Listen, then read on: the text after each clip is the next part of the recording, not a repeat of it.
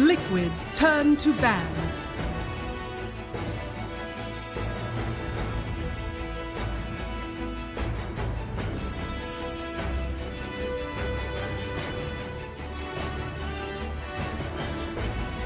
Ten seconds remaining.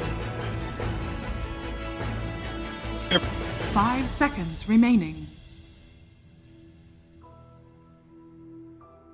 Reserve time.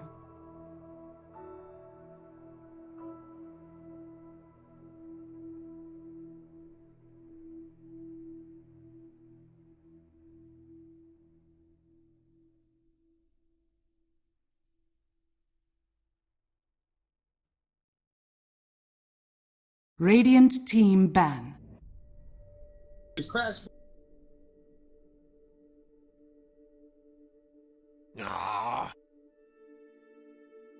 Liquid's turn to pick.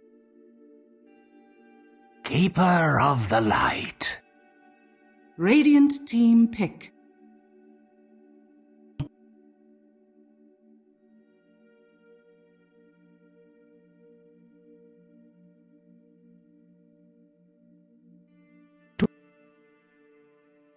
Ten seconds remaining.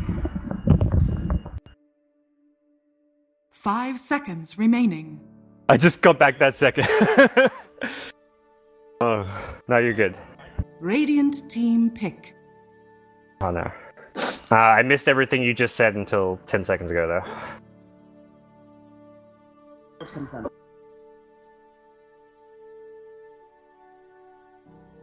For me, yes. Not. I think depending who you ask, they'll give different answers. Though I don't know who'd you call as the favorite. 5 seconds remaining.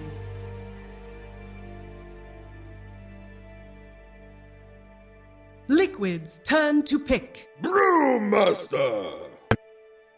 Radiant team ban.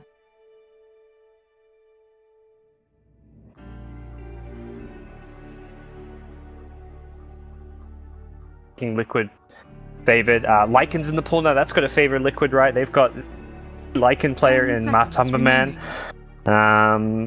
Whether or not we'll see that here in this game, we'll have to wait and see. I don't know if he's been playing the new and changed and tweaked Lycan all that much in pub games or not, but for now, fairly Liquid-esque opening. I mean, this is not what most teams are doing, but this is definitely what Liquid have been doing. Coddle's been first ban against him in a lot of games. They get their hands on it, and then they get the Mind Control Brewmaster as their second pick to help be a nice kind of team fight utility hero to match what the Centaur's going to bring to the table.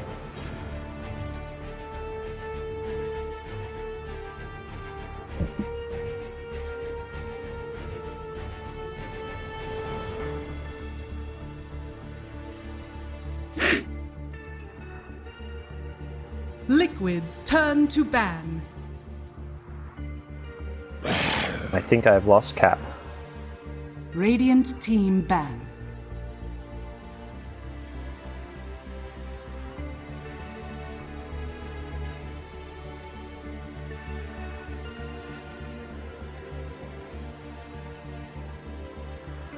Ten seconds remaining.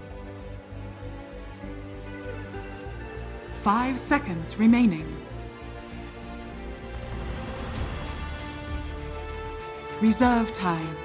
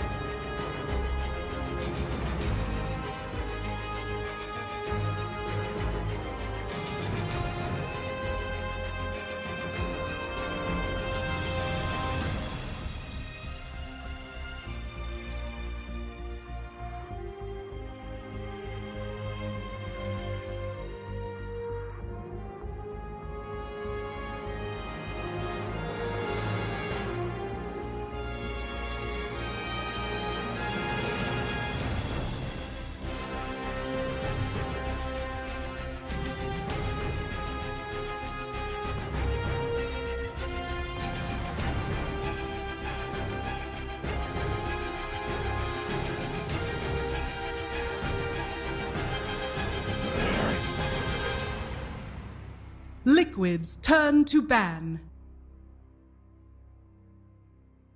Whew. That's okay. Radiant team pick.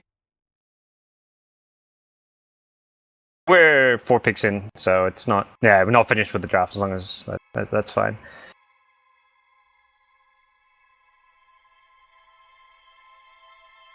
Ten seconds remaining. At least it's during the draft. Liquid's We're not missing turn all to too pick. much.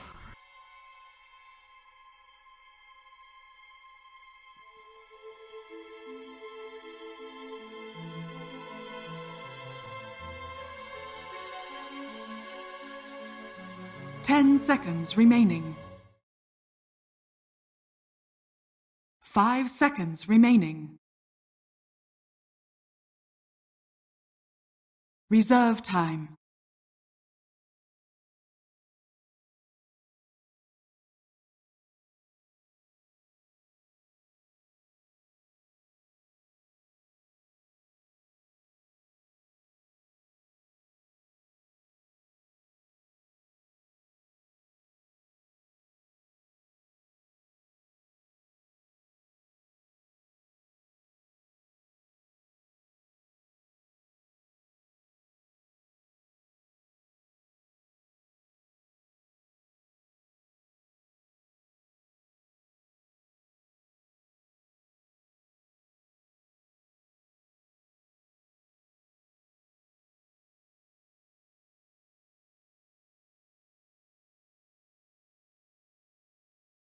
Radiant team pick.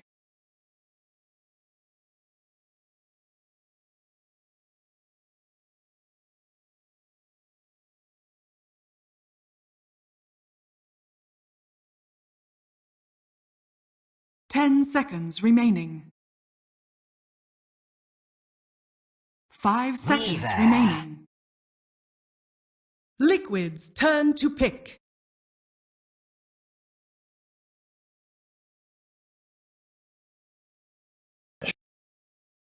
We still got a couple picks left.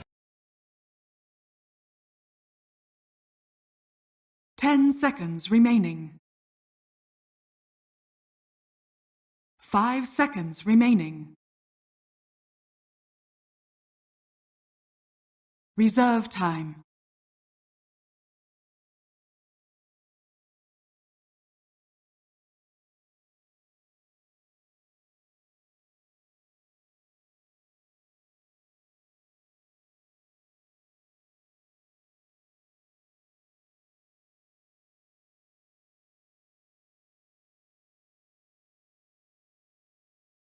Slog.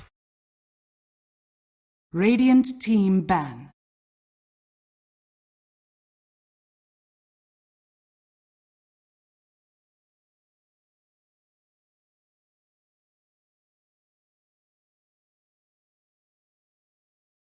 Ten seconds remaining. 5 seconds remaining.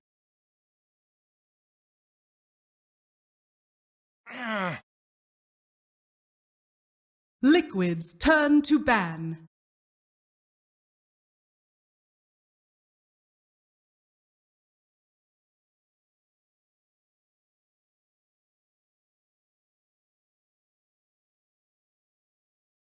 Ten seconds remaining. 5 seconds remaining. Reserve time.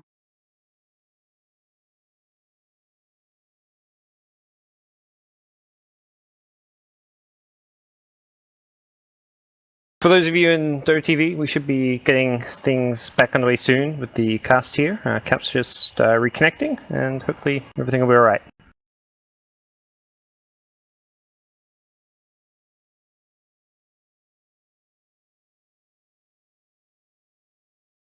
Radiant team pick.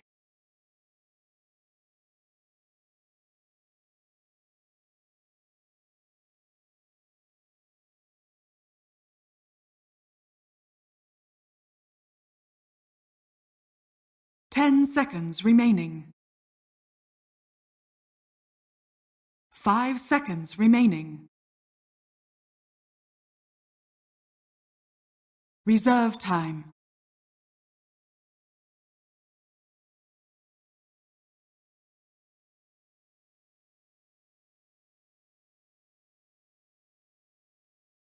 Ten seconds remaining.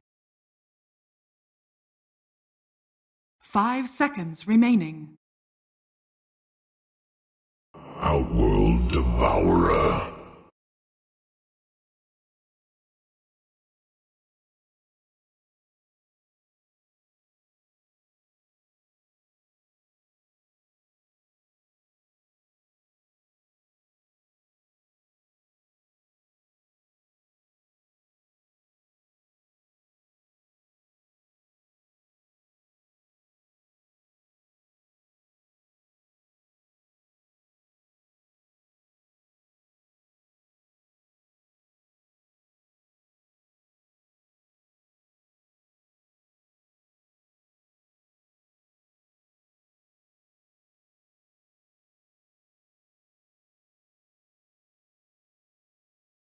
Ten seconds remaining. 5 seconds remaining.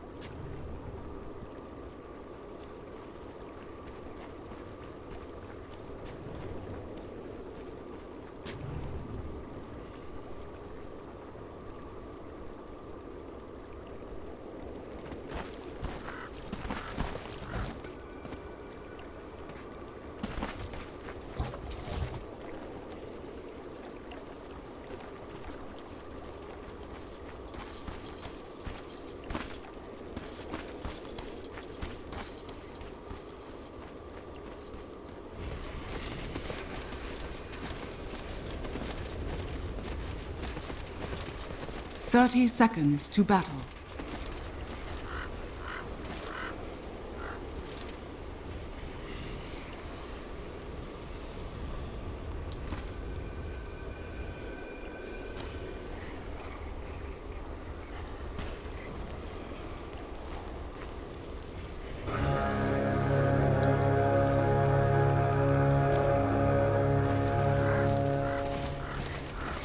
The battle begins.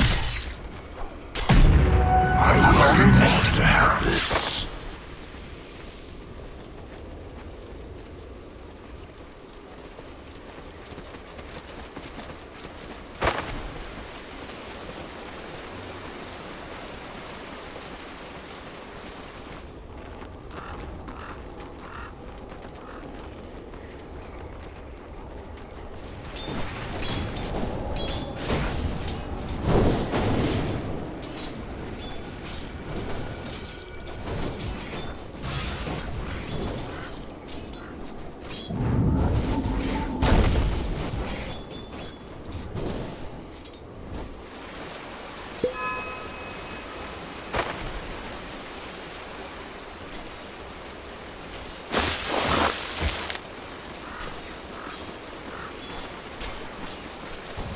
Dinner!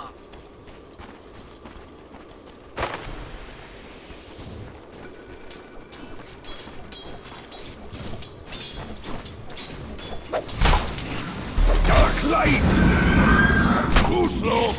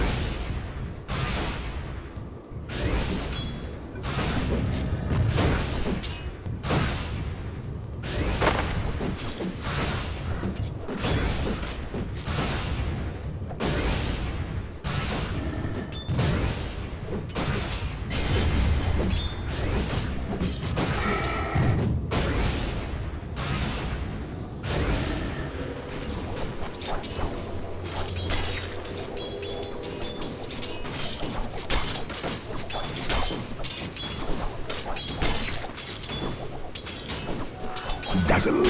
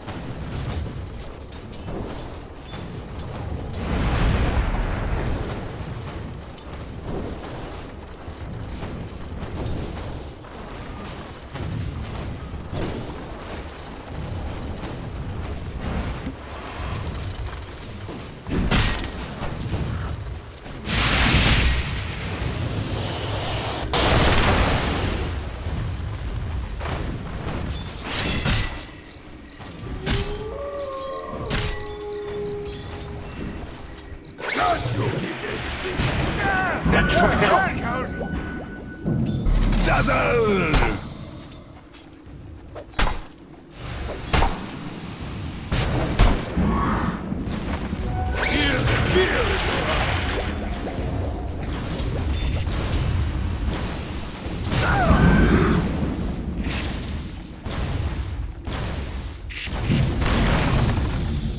Dark light!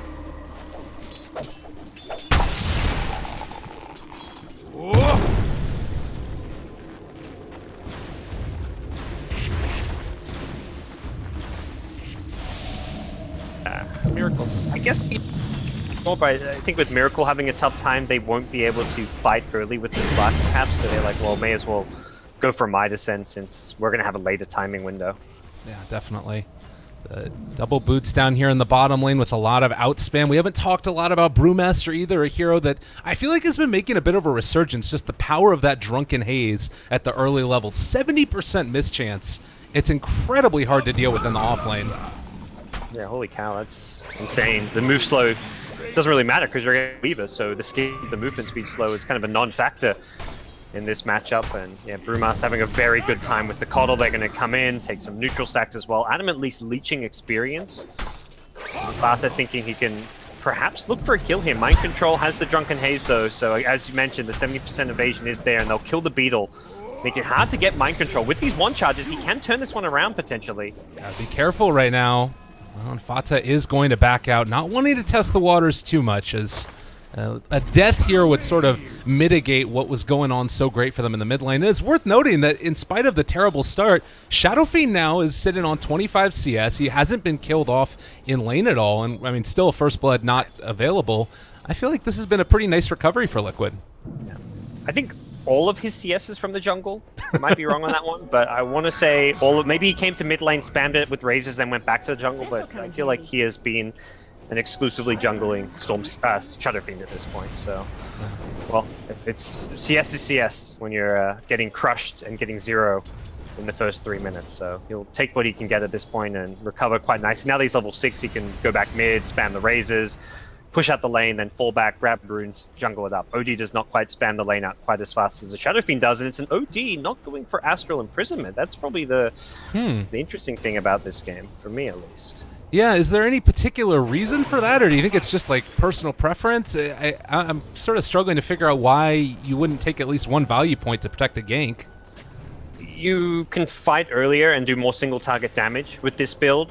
It does mean you're not pushing out the lanes, but this is more like a lane dominating build. With the early Arcane Orb, it becomes even harder for Miracle to lane against him at early levels, but the downside is when SF comes back at level 6, he spams the lane out. What was normally a kind of weak outpush from an OD becomes a non-existent outpush, so all he can do is just right-click down the lane. So it's helped him dominate the first 6 or 7 minutes in terms of CS. 50 CS, 33 denies, and will help him fight early, and he'll still perhaps get that value point that's somewhere else earlier on. He's actually holding points right now. He's only used 5 of his 7 skill points, so we'll see whether he gets another point in the orb, whether he dumps 2 points into the orb because the Astral, because you really need multiple points in Astral for the cast range for it to be useful. He is leaving his options open. Yeah, well, joke's on you, OD. You can't dominate the lane if there's nobody there to dominate, as GH is going to end up TPing back home, and it looks like they still aren't able to connect on any kills. A very just passive, get your stuff early game as we look for the double edge onto Matumba Man, and let's back out, regen, head out of here. And you look at the net worth of some of these heroes, it's if anything Liquid coming out on top of the lane stage, despite what happened at mid lane. No longer 3, but Brewmaster and Centaur similar in farm. The Weaver's net worth is the one that stands out as being perhaps lower than you'd hope for, but that's the constant spam, the Coddle's presence down here with Brewmaster. Now both these heroes level 5. This duo is crushing. Yeah. This constant spam. They're doing so much to thwart Bears' safe lane, and that is really, to me, that's become a bigger win than what the OD did mid against the SF. Oh, and Matumba Man here, nice little play. He realized that somebody was spotting him out and was wondering if it was from a ward or possibly Yapsor, but a couple pings that might signal to him that there was somebody in the area, or possibly a ward as well. We'll have to see how that ends up evolving over the next couple of minutes, but not really getting a lot done with this initial Invis rune. Kuroki's going to head past him, and well, maybe they can make this happen for Ev, pulling him back in. The hoof stomp is there as well as the double edge. A couple more right clicks, and Yapsor is going to draw that first blood. Worth the stampede for a first blood, but I think if it's not a first blood, that kill doesn't really change all too much. It's a Crystal Main. It's the least value kill on the map. It doesn't set you up to push. If anything, it's put you in a weaker spot, because now you don't have Stampede. This bottom lane suddenly becomes more vulnerable without the Stampede, so it is still nice to get that early money. It gets Rubik Arcane Boots, but it does result in your team having to play somewhat defensively, because Kuro instantly TPs down bottom. He's ready to get aggressive. Vata actually TPs out, knowing that it's no longer a safe lane to be, and this bottom tier 1 tower should be a freebie for Team Liquid. Yeah, good recognition right there. This Observer Ward spotting out that movement, and I think that part of it also was that they ended up pulling back in with the early level 6 on GH, so they can rotate again if they want to. Forev, meanwhile, going to take a little bit of chip damage from Matumba, but they'll back out. By the way, Midas already online, as Matumba Man is going to end up getting the Dark Pack. They're going to be able to possibly bring down Forev. Kuroki is going to fall, so they can't find that kill. So close. Dang, yeah, Forev barely surviving through it all.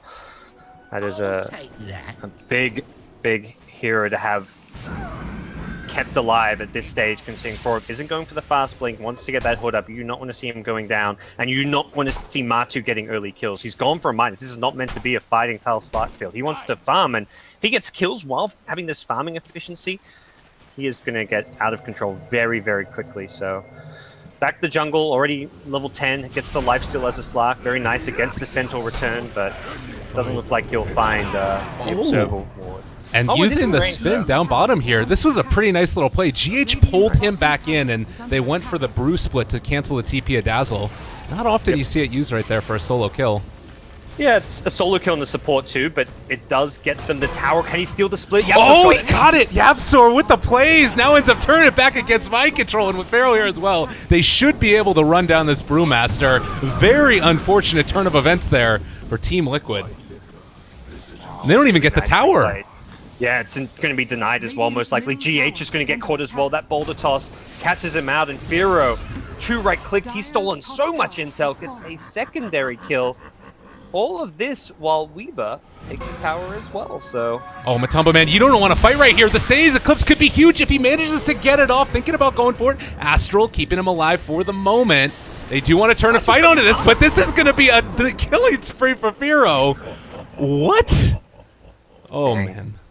That early 4-1-4 build paying off big time for Firo, who even gets the Midas, which isn't just a farming item, but it's attack speed to kind of complement all this single target right click damage he's got. And boy, do Bears look good with this start of theirs.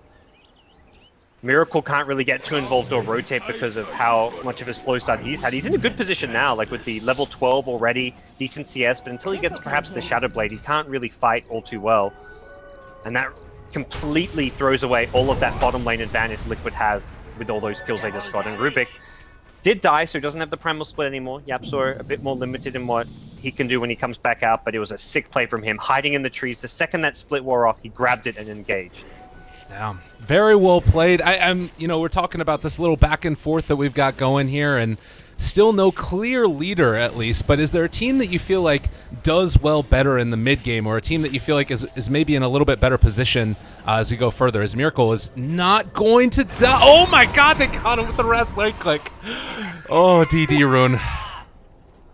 Even with those swarm nerfs onto Weaver in the 702 patch, still a very effective hero. I mean, mid game wise, it's going to come, like for Liquid, they're fighting around the cooldown of Primal Split.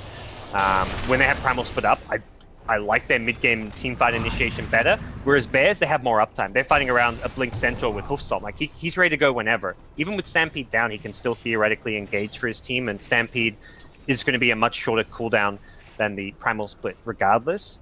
I think looking at Mind Control, the other issue is he's a little bit under-leveled now. He's only level 8.5. We're not very close to a level 2 Primal Split, which is where level-wise, the potency of his ultimate really... We're not going to see that big increase for quite some time. Centaur, on the other side, is level 12, though. He's gotten way more out of his lane. A lot more alone time, a lot more farm on the Centaur compared to this brew.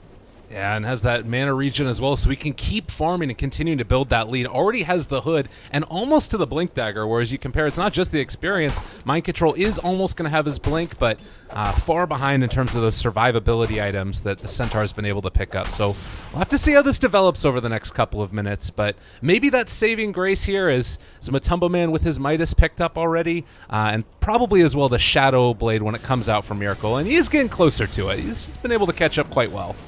Yeah, I thought it was going to be, but then you look at the net worth, and he's still 2.5k net worth behind the OD. The SF is actually more farm than Matu, which is a bit surprising. A lot of that goes back to the OD kill. We saw the OD kill on him. We saw it bottom lane, and Matu has been moving around the map and kind of creating space for Miracle in some ways. We'll see what Liquid can get done with this Shadow Blade now. That's going to be the big item pickup, which perhaps gives them some kill opportunities. Matu's invis. Oh!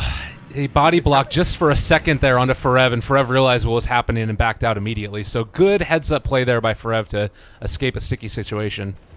That was a really clever read from Forev, reacting to that. And Matu trying to deward the enemy jungle, misses that Observer with the Sentry. Like, he's coming very close to a couple Observer wards, and it's interesting to see not a support, a core, like running around with these wards for his team, but the end result is not quite what they were hoping for. 2 Radiant wards in this jungle of theirs, protecting them from this Slack rotations. Yeah.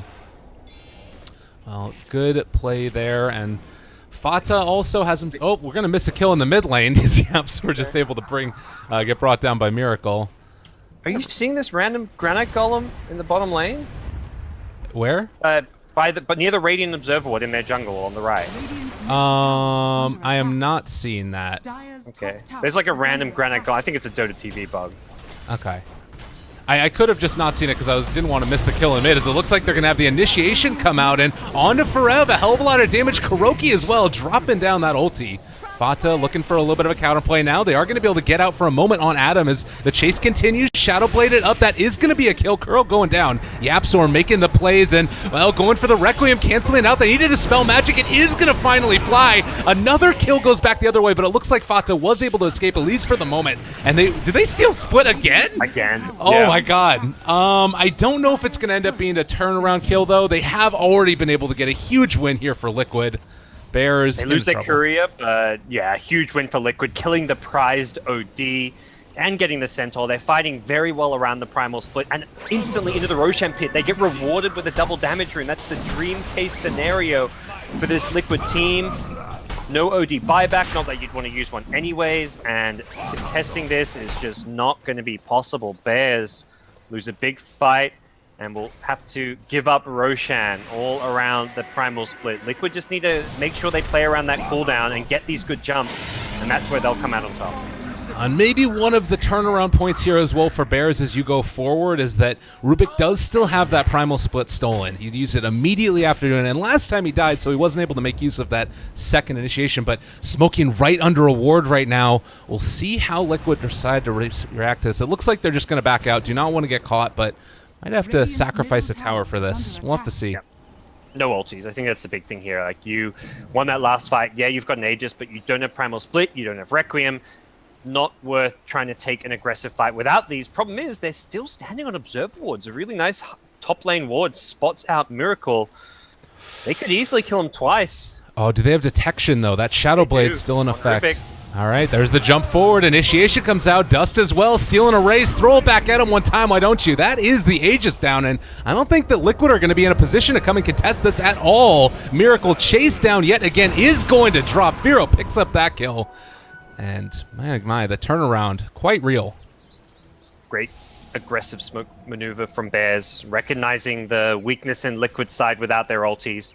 Often you'll see teams sit back, play conservatively, because an Aegis was just picked up by the opposing team. It's like this mentality where you'd rather wait out the Aegis than fight into it, but fighting into it when your opponents don't have BKBs, don't have their cooldowns is definitely the right play there, and Bears come out on top because of it. Oh, they found GH up in the top lane as well. There's a TP that's coming in right now from a top mid. They've already used the Stampede. Pushback again. Nice play there by GH to keep him a little bit more survivable. And the Force Staff, and ends up getting the stun as well with the Mana Leak. Oh, great play there for Ev. They are going to end up taking him down. But no! Sanity's Eclipse turns it back around. See you later, Slark. They throw out the Brewmaster ulti. Wasn't able to drain enough of that mana, and now Firo might end up going down as well. Back and forth we go. Dispel Magic is going to bring Adam back to ground, and with a couple more right clicks, back to the grave. Goodness gracious. Truly a battle of some of the biggest playmakers Europe has to offer, especially in that 4 position role. Yapster and GH are just like putting on a freaking show right now. Some of those Rubik seals have been great, but GH says, I may be playing a Coddle, but I can show you a few plays as well. That was sick from GH.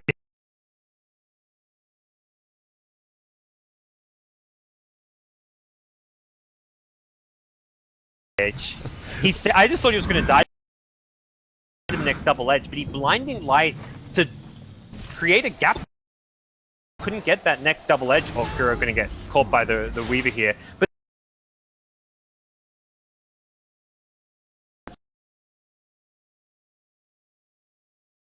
created the stun, and what a sick play from him.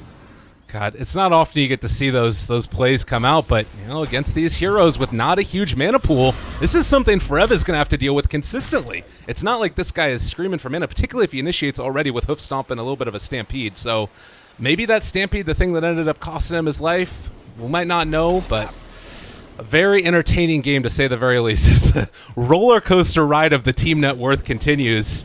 Do you feel like there's one team that's maybe a little bit more happy with the way that the game has been progressing so far? No, I think it's still neck and neck. No team has pulled away. Neither team's draft necessarily scales better. I think looking at the OD Weaver on the Bear side, the Slark SF on the Liquid side, I think both teams can scale very well into the late game. Supports can offer a lot in the late game, like Rubik, Dazzle can be big playmakers. Coddle can have a huge impact on the late game with an Aghanim Scepter and the constant recall allowing you to split push the map. So I think strategically both teams still very even here. Man, and this ward getting so much value now. They're going to get a 4-man smoke up, fine mind control, the lift up, the bring down, and another kill going their way. My goodness. Well, Liquid going to have to reassess and try and figure out where some of this vision is. Often you normally see teams struggle to maintain aggressive vision with the Slark able to scout out all those observer wards, but it seems like for the most part, Bears was... Oh my gosh. He lifted mid-pounce out. Yep, so... What a player. Yeah, the Slark has found some of the wards, but the wards that Bears have kept up have been huge as far as finding some key kills. Multiple big pickoffs at top. They took away the Aegis. That's the big thing. That SF Aegis could have led to Liquid snowballing. They could have taken a lot of outer towers if they were able to wait their ultis to come back up and then just 5-man with an Aegis, Requiem, and Brewmaster split. But because of that double pick off on Miracle, it stopped some of the Liquid timings. Now it found another kill on the Brewmaster. Just constant kills off of this great warding from the Bears side. Definitely. And now Firo moving up in the top lane. He is quite farmed. You take a look at some of these other items. We've got the 2 Midases on the 2 really strong cores right now, but I'm kind of wondering if maybe you're going to be able to see some more scaling that comes out. I'm waiting for another one of these solid initiations from the Shadow Fiend, but it's just kind of been group up and fight Dota. It hasn't really had an opportunity for him to move around the map and get some solid initiations off with Miracle. Yeah, it feels like he's just happy to... I mean, he kind of is forced to play the farming game, but that's not really what you want to do with a Blink Slark on your team, so we'll see what he can get at top. He's got night vision. He does see this. They're pulling him back in as well. GH wants to bring in one. Kuroki is there with him. A catch and... All right. Yeah, not really the ideal target in Forev. He was doing a really good job abusing his night vision, keeping it so that he was in a position where he could see the Centaur through the night vision, but Centaur couldn't see him. But just did not feel confident engaging on the tanky Centaur. It's a nice way to build up Essence Shift stacks, but it also puts yourself in a position where if you somehow get Hoof Stomped and you don't Dark Pact it off, OD could right-click you down, steal the ton of int. Ooh. Adam at bottom looking like a potential free kill. Miracle guesses wrong going through the trees though. Oh, and Mind Control is taking a good bit of damage. He turns it around with the ulti. Miracle showing back up. Right clicks onto Adam. This should be a kill here. Goes for the grave, and we'll probably just get lifted up in a second if he decides to TP out of there. They end up taking him down. And Fata should escape from this. Primal split though down. That's a... I don't know, can't really call that a win getting that one kill. Miracle gonna get gone on by Fata's Weaver, but don't think there's any real kill potential between these. Not with a haste rune on Miracle. But yeah, now that Brewmaster splits down, I think Bears actually can aggressively push this bottom tier 1 tower. So I think the end result is favorable for Bears if they can group up in time with the Dazzle respawn to take this bottom lane. And you can see Very hard to just brute force push into the Aghanim Scepter of the Coddle though, and I think that's the call from Liquid. Let's just defend with our spam, try and wait for that split to come back up before we fight too aggressively. You can see all of Bears as well. They had vision as the shrine was used up on this high ground from this kind of unusual and unorthodox ward placement, but now Matumba Man will scout it out with the Observer, or excuse me, Sentry ward placed down and at least gain a little bit more control over this vision that's been hampering their early game movement so much. Yeah. Well, for Liquid, it looks like they're going to be led off with the Primal still on cooldown just because of their powerful lane defending with the Coddle. And also Miracle now, level 18, has that level 3 Requiem, quite difficult to fight into. It seems like Bears themselves don't feel too confident taking a fight until they get those next big items on Firo and Fata. Fata working on an MKB wants a way to deal with the Drunken Haze as well as just the Brewmaster evasion in general. And then Firo has queued up a BKB of his own. Similar idea where you want to be able to get rid of that Drunken Haze if it's on you and also just be able to fight into all the AoE damage that there is on the Liquid side. Oh, this is looking a little bit scary. Miracle coming in for it now. A couple right clicks for Ev, taking the damage. Kuroki as well with the ulti down. They get the time lapse backing away, but Fata still able to take him down.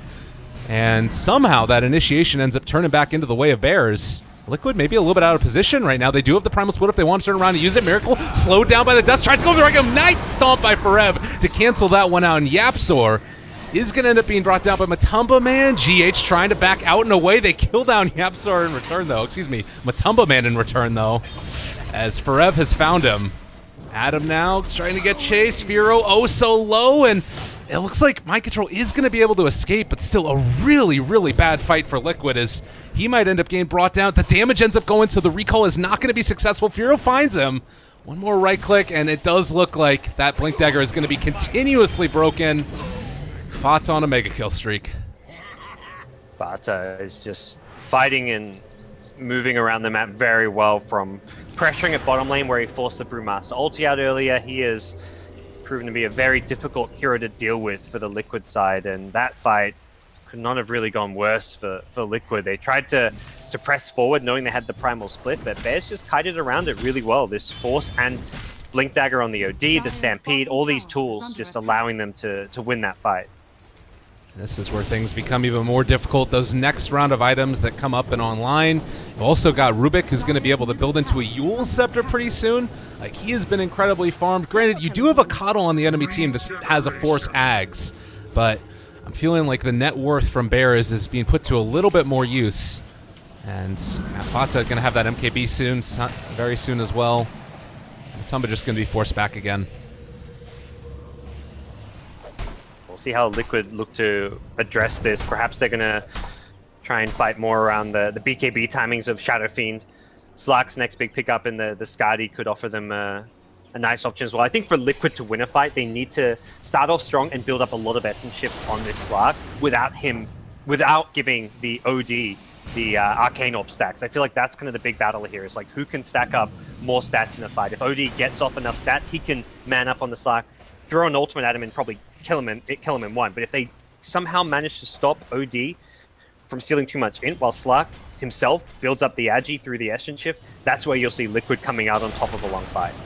It feels to me, though, that like you look at Fata moving around the map right now, and he is not afraid of a damn thing. And I'm wondering if Liquid have to build into some type of more control right now, because they don't seem to have an answer. There's not enough stuns or general control. It's sort of where the Brewmaster would normally come into play, but I don't know. Do we need to see like a Abyssal or something up on Slark before we can really take these fights 5-on-5? Or Abyssal, even just a Basher, would be a very useful item to have, but Yeah. I feel like he'll be pressured even into the BKB post Skadi. Yeah. It's kind of one of those things you want to hold off on the BKB purchase for as long as possible, so you can have that 10-second BKB in the late game. But with this Aegis going Bear's way, I think the push is coming soon, and Matu's going to feel like under pressure, like, okay, I need a BKB ASAP now. This OD is just becoming too problematic to deal with, so not sure he can hold off buying that BKB too much longer. And Fata, Kuroki, they're all in the area, trying to fog him as much as he can. Oh, Ghost Scepter. Oh, no. He's TPing out. That might be enough. Oh, my God. The damage is so insane. Just 2 right That's clicks some from hate for Fata.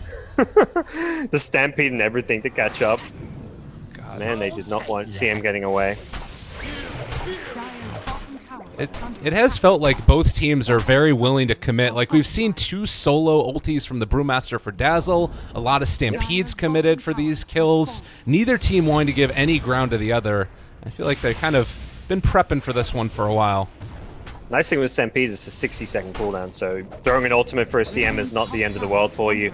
And you know you've got the Aegis, so you're still, without a Stampede, able to push down the lane. You still got your initiation and the blink stun, you just don't have the Stampede for another 30 seconds. So Liquid going to have to give up this middle tier 2 tower and just play the split push game. Matu at top, even with a Skadi, still can't really fight into this. Oh, God, and they found Miracle. A lot of control for him. They don't decide to go for it, though. Instead, keeping the eyes on the prize. Let's take down this tower, get about our business. Fata very low on mana here.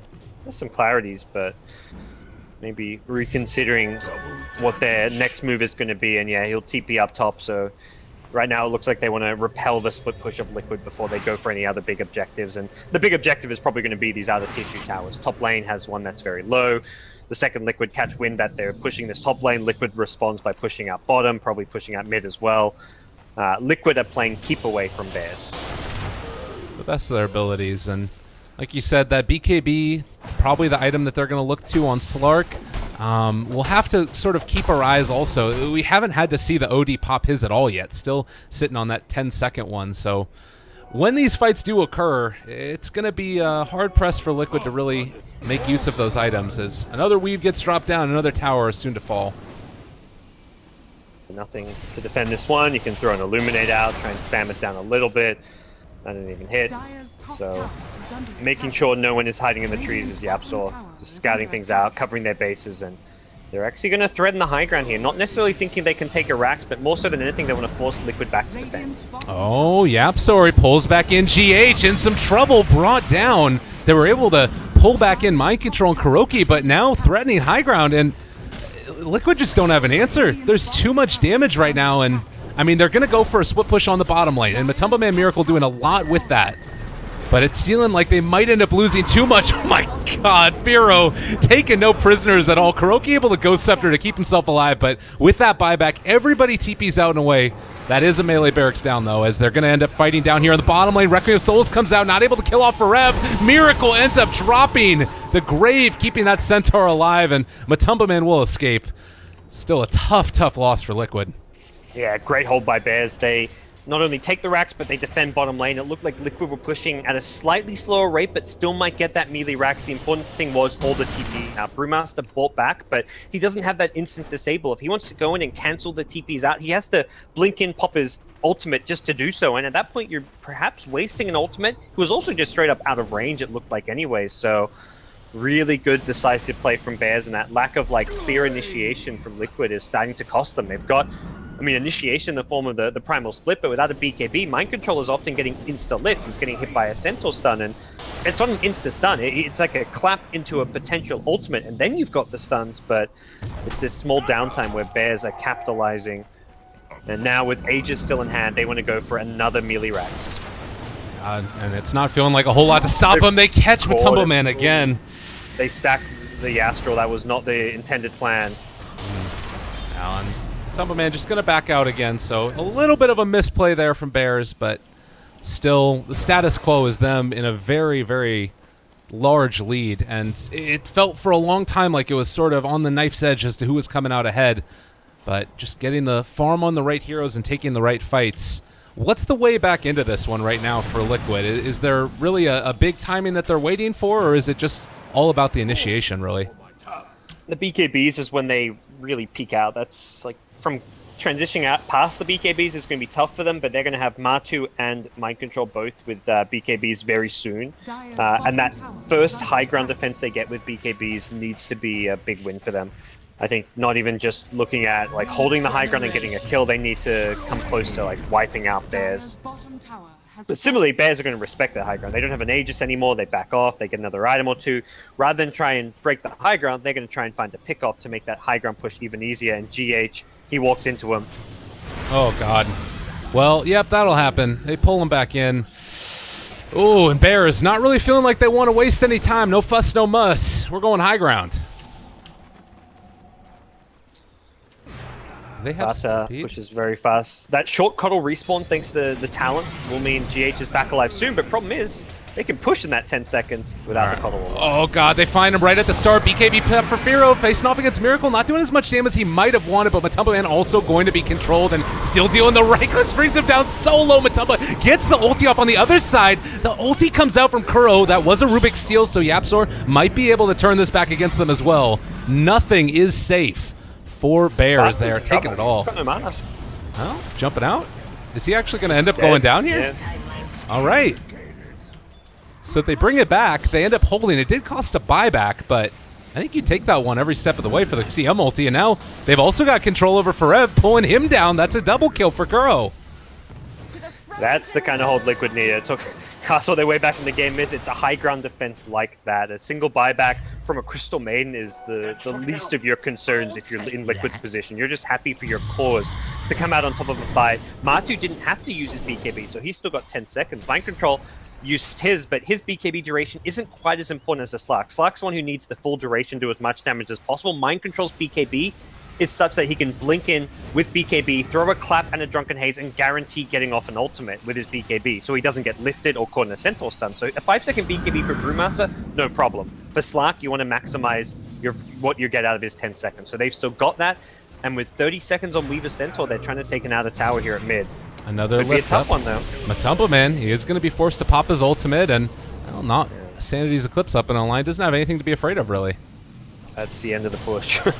Down goes Shadow Dance, down goes the push, and not much more to offer from Liquid other than perhaps some farm on the map at this point now that these two cores are about to respawn in the Bears side. But they do keep themselves in this game. We'll be looking to contest the late game against Bears, but tricky to do so. Speaking of BKBs, Fata working on one himself. He's just about to get there, and that's going to help immensely against this Mana Leak Blinding Light that we've seen a few times really plague him in these fights. He hasn't got a Lincoln Sphere, and while he does have the MKB to deal with the Blinding Light, he has no answer to the Mana Leak. Mana Leak has been destroying him in some of these fights. Definitely, and that will end up making the difference. The other plus side here, though, if you're looking at Liquid, is Slark is starting to get his way towards that Basher, an item to be able to deal with the amount of just slippery heroes you've got here. And obviously, you mentioned lack of Lincoln Sphere on Weaver. That might end up being a way to let them get back into this game. Do you feel like the complexion of the game and the way these fights are going to go has changed at all since that high ground defense, or are we pretty much just sitting where we were before with Bears dominant?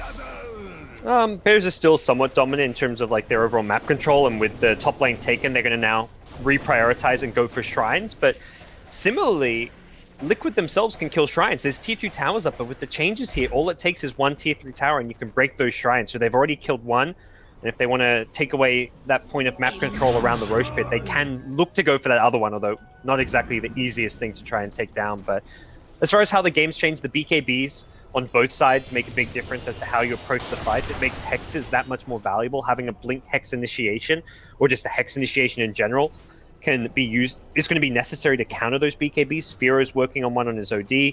Keeper of the Light had one queued up, but it looks like decides he's not going to farm it, so instead goes for the Ghost Scepter, and Fata at bottom. Needs to be careful.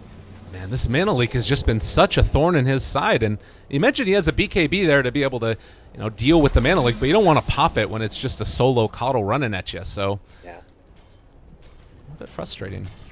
Very, very true. It looks like for Bears, it's wait for Roshan is the call. And it has respawned for them. Dire Scan is fishing around the mid lane, expecting perhaps a smoke back and a sneaky little play from Bears, but it's just a straight up Roche. Very quick, very easy. No contest in sight. Even with Liquid smoked up, headed that way, they are not going to get there in time. Well, we'll have to watch the next couple of minutes. Big talents that are coming up and online relatively soon. There's not a whole lot. I guess the Pounce Leash is probably what you're looking for, and then the Sakuchi movement speed is absurd. Yeah, the Shikuchi one on Weaver is really nice. Yeah, what's Slack's other one? The 12 all stats. I think the Pounce Leash against heroes like Weaver is going to be the way you want to go. But ODSF also approaching level 25. We'll see that SF attack range kick in. Well, they know where Matu is, but we'll TP out. If he got vision and had like an MKB proc, that would have been a very sad Slack. You know something kind of interesting about that? Actually, if you do have the leash on Slark with that, it's going to last the entire duration of Sakuchi. So could be a really, really great answer to the Weaver just in general. The fact that it's so much longer. And I don't know, I think that that's something that... I mean, the BKB is going to end up helping with it, obviously. It's probably the big answer. Odie's 25 talent with the extra Arcane Orb Insteal for 60 more seconds is pretty crazy too. 8% spell amp is just not enough to justify getting it. Like you think of how much damage the Sanity's Eclipse can do, you go from 1000 damage to like, it only increases it by like 80 damage at that point. You know, it's not enough to justify getting it. Yeah. Well, speaking of OD, he also does have that Blink Hex that you were talking about completed at this point. Firo just an absolute monster in these ones, as Fata's going to keep on being pushed away and stunned up as well with the mana leak. Trying to rat. Yeah, this is like the split push strats. You get creep wave in mid, he pokes his nose in, gets one Gemini attack on the tower, and he's trying to slowly chip away at this tier 3 tower, just being very annoying. Looks like they're smoking up behind him, seeing what they can do. The Blink Hex initiation is there. Who can they catch? Can they get Matu? Oh, they have the ward down. Matu should know about this, though. He does go in. There's the Stampede backing out and away. The initiation a little bit off the mark, but they have found the Hex on him. Matumba Man, they drop him down. Miracle also going to end up being revealed here as he tries to turn onto that Rubik. Requiem Souls comes out. Mind Control as well. With the initiation, they find that kill. Forev going to get ran down and brought down. Double for Miracle, and with the buyback, they're looking to see if they can find a bit more, but can't take down Adam. So they won't find this next kill here with the Slark. It's a big buyback to have to consume, but it's one of those things. That's what the Blink Hex does. It gives you that guaranteed pick-off on a BKB carry, and then they've got to buy back. Now you can play around the fact Slack doesn't have buyback, and all it's going to take for Bears is one more pick-off like that, and they can win this game. And they've also held on to Aegis as well as Cheese. I think they still got the Cheese. Yeah, it's on 4 of Centaur. So with Aegis and Cheese still in hand, once those heroes respawn, they are going to be looking very, very strong and scary. Definitely. I'm sort of looking, though, at the net worth, and it does feel like it's not as grim as it once was for Liquid. You know, all the Tier 2 towers are now down. It's within 5,000 net worth. Do you feel like that's reflective of the state of the game as well? If not for that buyback, absolutely. But now that the buyback's down, it puts Liquid in a very tough position. You're always at a disadvantage when your carries in late game don't buyback and your opponents do. If they can weather the storm, which is going to be the Aegis Cheese push, without a buyback on their carry, so 5 minutes from now, we'll be back to like a more even-natured game. But as it stands, it is very much Bears' favored, and they can look to press the advantage by... They can play very aggressively on the other side of the map. Even if without smokes, they can just make these moves to the other side, sitting behind Fata, who's got an Aegis, and not be afraid of too much, because Liquid can't aggressively engage into them without a Matu buyback. He has to play very cautiously, enter the fight after his other cores, and he's kind of the initiator alongside the Brewmaster. SF doesn't have good gap closing and doesn't have good initiation. Well, we also got an E-Blade pickup, another little one for the Coddle, who has just somehow remained so farmed in this game. He's only 1,000 gold behind the Centaur, which just kind of blows my mind. What do you think about that pickup? I mean, every time I've seen them run the hero, they always give him a lot of farm in the off lane. He's spamming Illuminate. He's the one pushing out lanes half the time. He's got 226 CS. I mean, he's got more farm potential than a Brewmaster does past the laning stage, so it's how well he can use these items. He had the Hex queued up earlier, but opts to go for the E-Blade instead, looking to use this as mostly a defensive tool for anyone who's getting, like, someone who's hexed up potentially, but you'd rather see something like a Lotus Orb, which is his next screwed up item for the time being, but could use this to save someone like Matu, or even saving like himself or a support against the Weaver. There's no Diffusal Blade to try and counter it on the Bear's side, so it is an item that can have a big impact on the fight. I guess it's also not terrible against Firo, too. If BKB is down, it's a huge part of that guy's damage. As Matumbo Man, well, going to back out as things are getting a little testy there. Though, Liquid want to fight now that the Aegis has expired. Oh, they have that initiation. They jump immediately there onto GH, but meanwhile on the backlines, they're going to try and find this. Firo BKB popped as well, and Matumbo Man is in the midst of all of it, trying to right-click, get some control. Yapzor is going to be down. Now Kuro also able to control up Adam. That ulti is going, and now they explode. Requiem of Souls takes on down that OD. Forev in a hell of a lot of trouble. They're going to be able to run him down as well. 4 people go down. No buybacks necessary for that one. Huge fight. Great, bold smoke move, going aggressive. Bears instantly thinking, crap, we got to do something about this. Fastest headed top. He's going for the split push play. Does that boot to travel, but down the mid lane go Liquid. They want to force those buybacks, and that was a fantastic move from them. Mind controls on defense duty. And there go the buybacks. Buybacks have been forced on OD and Centaur. That's where, as mentioned, like when your carries have buyback and your opponents don't, you're suddenly the one in the driver's seat, and that's the position Liquid find themselves in now. Slack's buyback, still 3 minutes away, so maybe not quite right away, but like a couple minutes from now, Liquid will have the edge. But that's around when Roshan's back up. So with the next Roshan, there's going to be no Bears buybacks to play around that pit. Well, and setting up for that engagement as well, it's worth noting that Fata was able to pick the gem back up after it fell to the ground, and we also saw Liquid take one on the Slark. So they've got this extra bit of true sight to try and get the vision down where they want it around the map. Liquid still have one ward that's placed down over here. This observer ward not really doing a whole lot at this point in time in the game, but we'll have to see how these next few minutes go and where the movement ends up coming out from. But it's starting to feel more and more like Liquid have turned this back around. Daedalus now on Shadowfiend. He's got a hell of a lot of damage. That added attack range. These level 25s are starting to stack up. I might be a little bit worried if I'm Bears now. Yapzor in that last fight just played a bit too aggressive, trying to go for some big steals. He was suddenly in the middle of a lot of enemy heroes. Like, he's like, oh, I can steal a Requiem. We've seen him steal the Requiem at the bottom fight as well, but he instantly dies. He doesn't even get to use it, because when he blinks in aggressively like that, Liquid are just bursting him down, taking away that spell steal. An Aghanim spell steal Rubik can have a huge teamfight impact. Burst down quickly can have 0 teamfight impact. And for the last few fights, we have seen the latter of the two. So perhaps we need to see more conservative defensive positioning from Yapzor, even though it's not his style.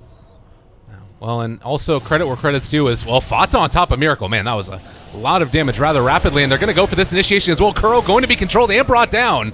That is going to be a kill from Fata. DD, quite scary. He's got to reposition. Fata likely get this range tracks for free, not worth fighting over for Liquid. But coming mid is the Weaver as well. With the DD, he wants to get some damage out.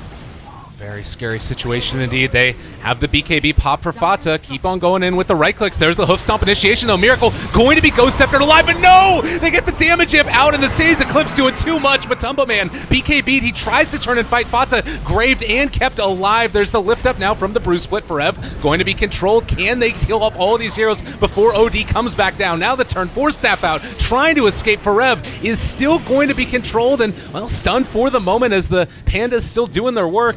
It looks like it's going to be it, though. They lift up Yapzor. He's in the air as Miracle comes back in, trying to kill them off. Nice cheese eaten, and Miracle kind of in no man's land now, in a lot of trouble.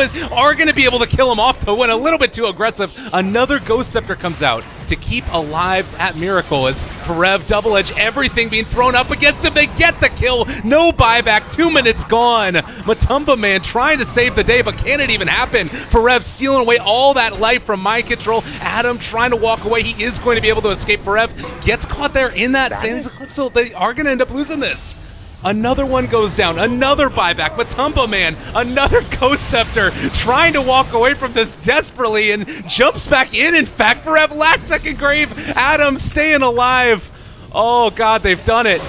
I think that might just be about it. 90 seconds, no Shadow Fiend.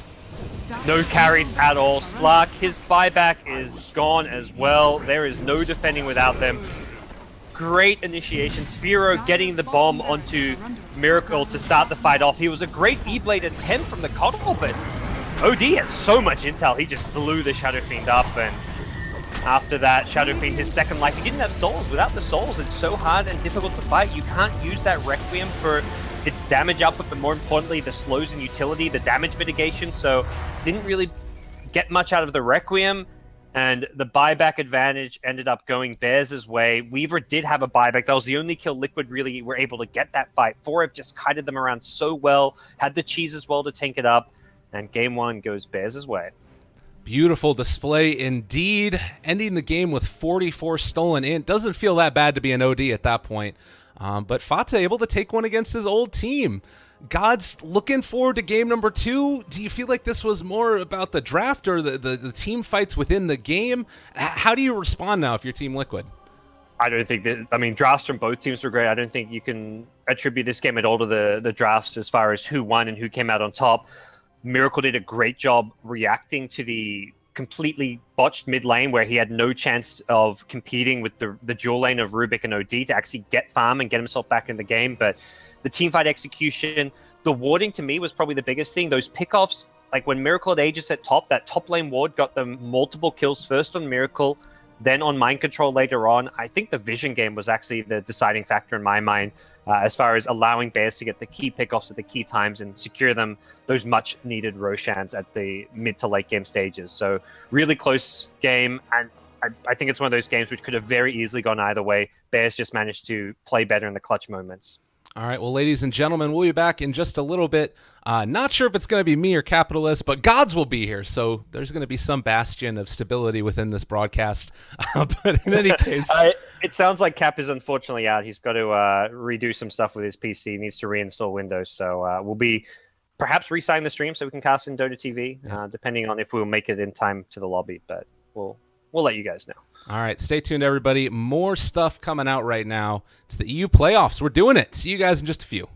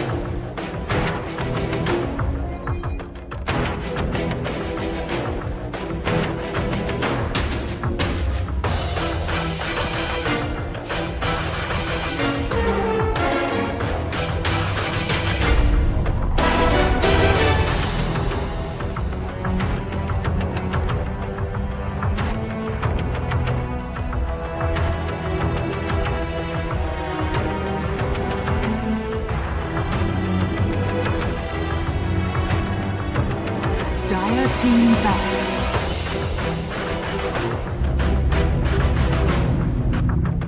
Liquid's turn to ban. Dire team ban.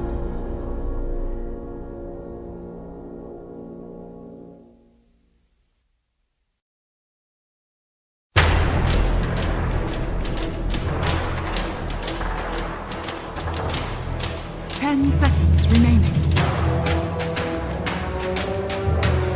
5 seconds remaining. Reserve time.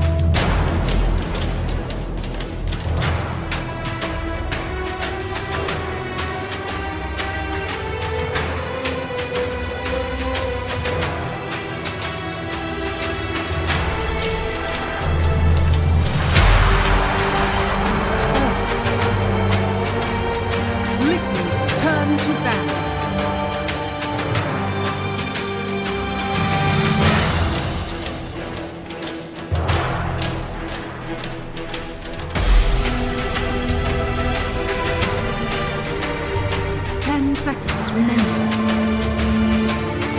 Dire team pick. Blown through. Liquid's turn to pick. Nada. Dire team pick.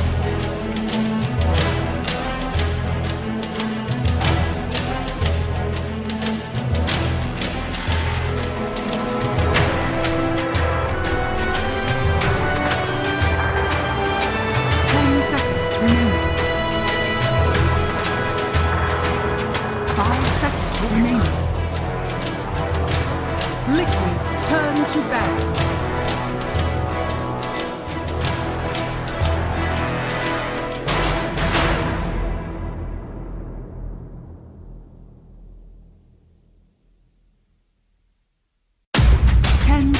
Remaining. 5 seconds remaining. Dire team back.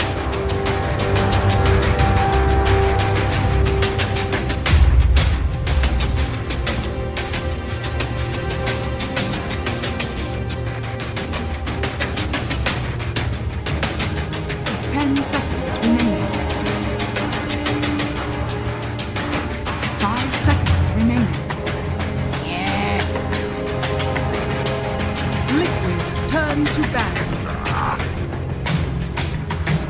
Dire team back.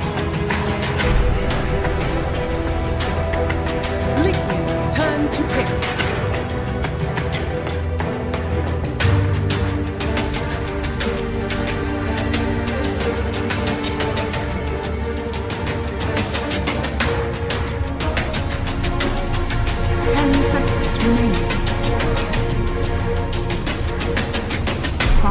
It's been like a smooth qualifier. Suddenly everything gets tumultuous and rocky today, but the Dota is at its peak. That was, in my mind, the best game of the qualifier so far, the highest level.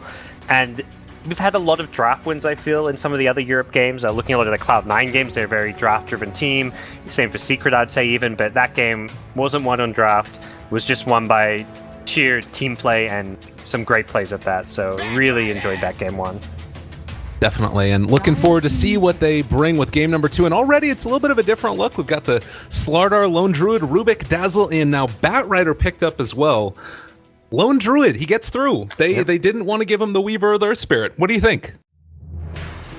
Strat. 10 seconds remaining. I think Fata's been playing very well on the Weaver, and 5 seconds I've always had like some doubts here and there about like how good a carry Weaver can transition into like the mid to late game, but like I'm rethinking that every time I see Fata play this hero. He just manages to farm so well. He has such a high impact through split pushing, finding kills, putting pressure on the opponents. Like, he's making me a full believer in this one position Weaver at all stages of the game, not just as like a early to mid game hero. So I'd like the ban from Liquid. It's been such a common pick for Bears that it's worth putting them in a different position where Fata's perhaps playing a hero like Lone Druid.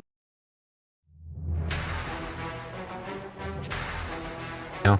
Well, and I think that that's worth looking at. I mean, even at the high levels, you've got some players that are just more comfortable with certain heroes, and it fits their play style well. I'm kind of curious to see how they end up changing it all around. And Wind Ranger is going to be the pick. So a hero that got some interesting changes most recent game.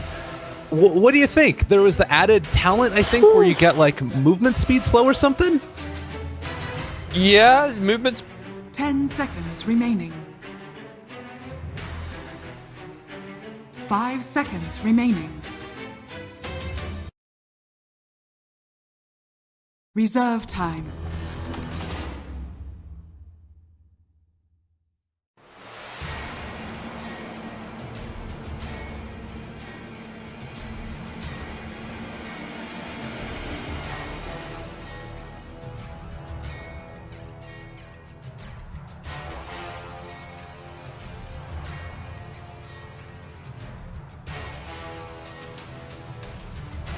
run slow. What total slow is that? So depending what level it is, so you can have 55. level 1 win run. Oh. Yeah, but if it's like, let's say level 10, you go for max shackle build, so you only have 1 in win run, it's still a 33% slow with just level 1 in the spell. That's a ridiculously high slow for a value point. Right, and it also, I believe, did get the AoE increased as well by another 25, so that's going to be, it's actually a little bit, I think if I remember correctly, Black Hole is 420 AoE, so it's like 100 range shorter than a Black Hole AoE. And in these team fights, you start slowing down these people, particularly with a lone druid that's just going to be able to punch them in the back of the head while they're trying to run away. If they start building into a couple more slows, that could be a problem. And just in general, it's an interesting pick. Where do you like her now, though? I mean, she's mid laner, I guess. Pretty, like, there's not many heroes that necessarily counter Wind Ranger as a mid, so pretty sure we'll see Bears run it there. I don't feel like it's an off. I mean, it could theoretically be an off laner, but to me, you typically want to run those more, I guess, in-your-face kind of off-laners, those front-liners, the initiators, the Axe, the Centaurs that Liquid are banning. We've seen Timbersaw get picked up quite a bit for Forev. That's potentially a hero that becomes even more appealing now that there's a sniper there. The right-click damage can be somewhat negated by the reactive armor, although we'll be seeing the sniper mid, and sniper actually a pseudo-counter, like one of the better heroes against Wind Ranger, since you can't necessarily rely on the win run as an escape against headshots, so I do like this pick from Liquid. But all in all, I'm excited to see this Bears draft and how. Definitely. A lot to be experimented with. Of course, we're just in the first day of it at this point, first games of it at this point, and we'll see what Bears have cooked up overnight. I don't know how much time they actually had to check out the patch before they ended up having to play the game. Maybe it's something that we could hit them up over Twitter about or something later on to find out. But in any case, also the Nyx Assassin going to get taken. A great answer to the Batrider. The one problem I feel like this hero does sometimes have is the laning stage can sometimes get shut down a little bit. Do you think that Bears need to facilitate that by sending somebody else to the offlane, or do you think he could be played in the support role? I think it's more likely the 4F hero. I've seen him play it. Looking like we don't know what the carry is going to be just yet for Liquid, but the Dazzle is pretty good support to zone a Nyx with, and Nyx is not the best hero to fall back and jungle it up if you are getting zoned out, so perhaps we see Bears go for some kind of a dual lane. Rubik could be Adam or Yapso's hero. We've seen both of them play it, so maybe we see Yapso end up on something a bit more aggressive that can join up with the Nyx Assassin, but I want to say, yeah, it's probably going to be a 4F hero. The thing is with Nyx, though, you also want to get the fast level 6, so sharing the experience in your lane is also kind of going against your interests a little bit. Yeah, that's something to be concerned about, I guess, and Hero definitely wants that extra bit of experience. Lifestealer also going to get taken out, as well as the Disruptor. I don't know, I feel like this is sort of just to me, when I look at this draft from Bears, it's like they want to go in and find a quick pick-off, or can they kind of, with an Nyx Assassin, you're always looking for the pick-off game as opposed to just trying to group up and push, unless you go for something weird like an early Aghanims. Do you think that Team Liquid has the counter-push well enough to deal with that? Yeah, right now, not great. They don't have a good early fighting. Batrider can kind of fight early and offer some pick-off potential, but I feel like the safe lane Matu hero needs to be early game focused. Like, I think like a Necrophos type pick, although Necro isn't necessarily good against the Nyx Assassin with the mana burn, but that's like the kind of style of hero I'd like to see Matu end up on. because the sniper is going to be that more late game oriented carry, and also a hero that is going to need some space out of the carry. You can't have sniper and the safe laner necessarily going all in on the late game. You're just not going to get that room to farm with Nyx Assassin roaming around finding pickoffs. So we'll see what he ends up on, but yeah, this is going to be an interesting game as far as Liquid's draft goes with how well they can make this sniper pick work for them. Yeah. One thing I will mention, I got to watch some of Team Liquid's games in Star Ladder where they just look dominant, and the Batrider Slardar lane was really, really hard to deal with. I'm kind of curious to see how the Lone Druid does it. Since we have this Mirana taken, I guess this means that it... What are these lanes looking like? This is going to be a Yapster plays a lot, or he used to play a lot. I mean, he streams this a lot. He plays the support Mirana typically, like roaming 4 position Mirana, arrow some neutrals, get a fast level 2, chuck some arrows at mid lane, chuck some arrows at the safe lane.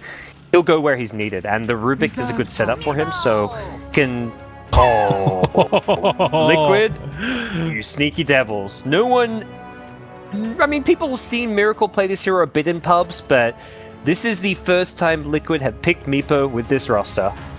I want to say it's going to be Miracle playing that and Matu on the sniper. This is probably a role swap from these guys, but maybe Matu's got a Meepo. Who knows? This is a...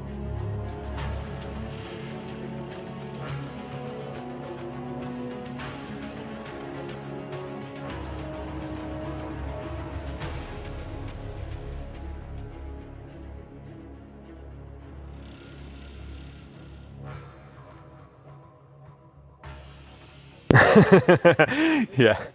Gotta wait for that perfect timing, like where you start it, you're in the draft, you come out and you're in game or something. But sometimes you go into the game fast, I feel, and then other times, yeah, they're gonna wind the timer down to 0.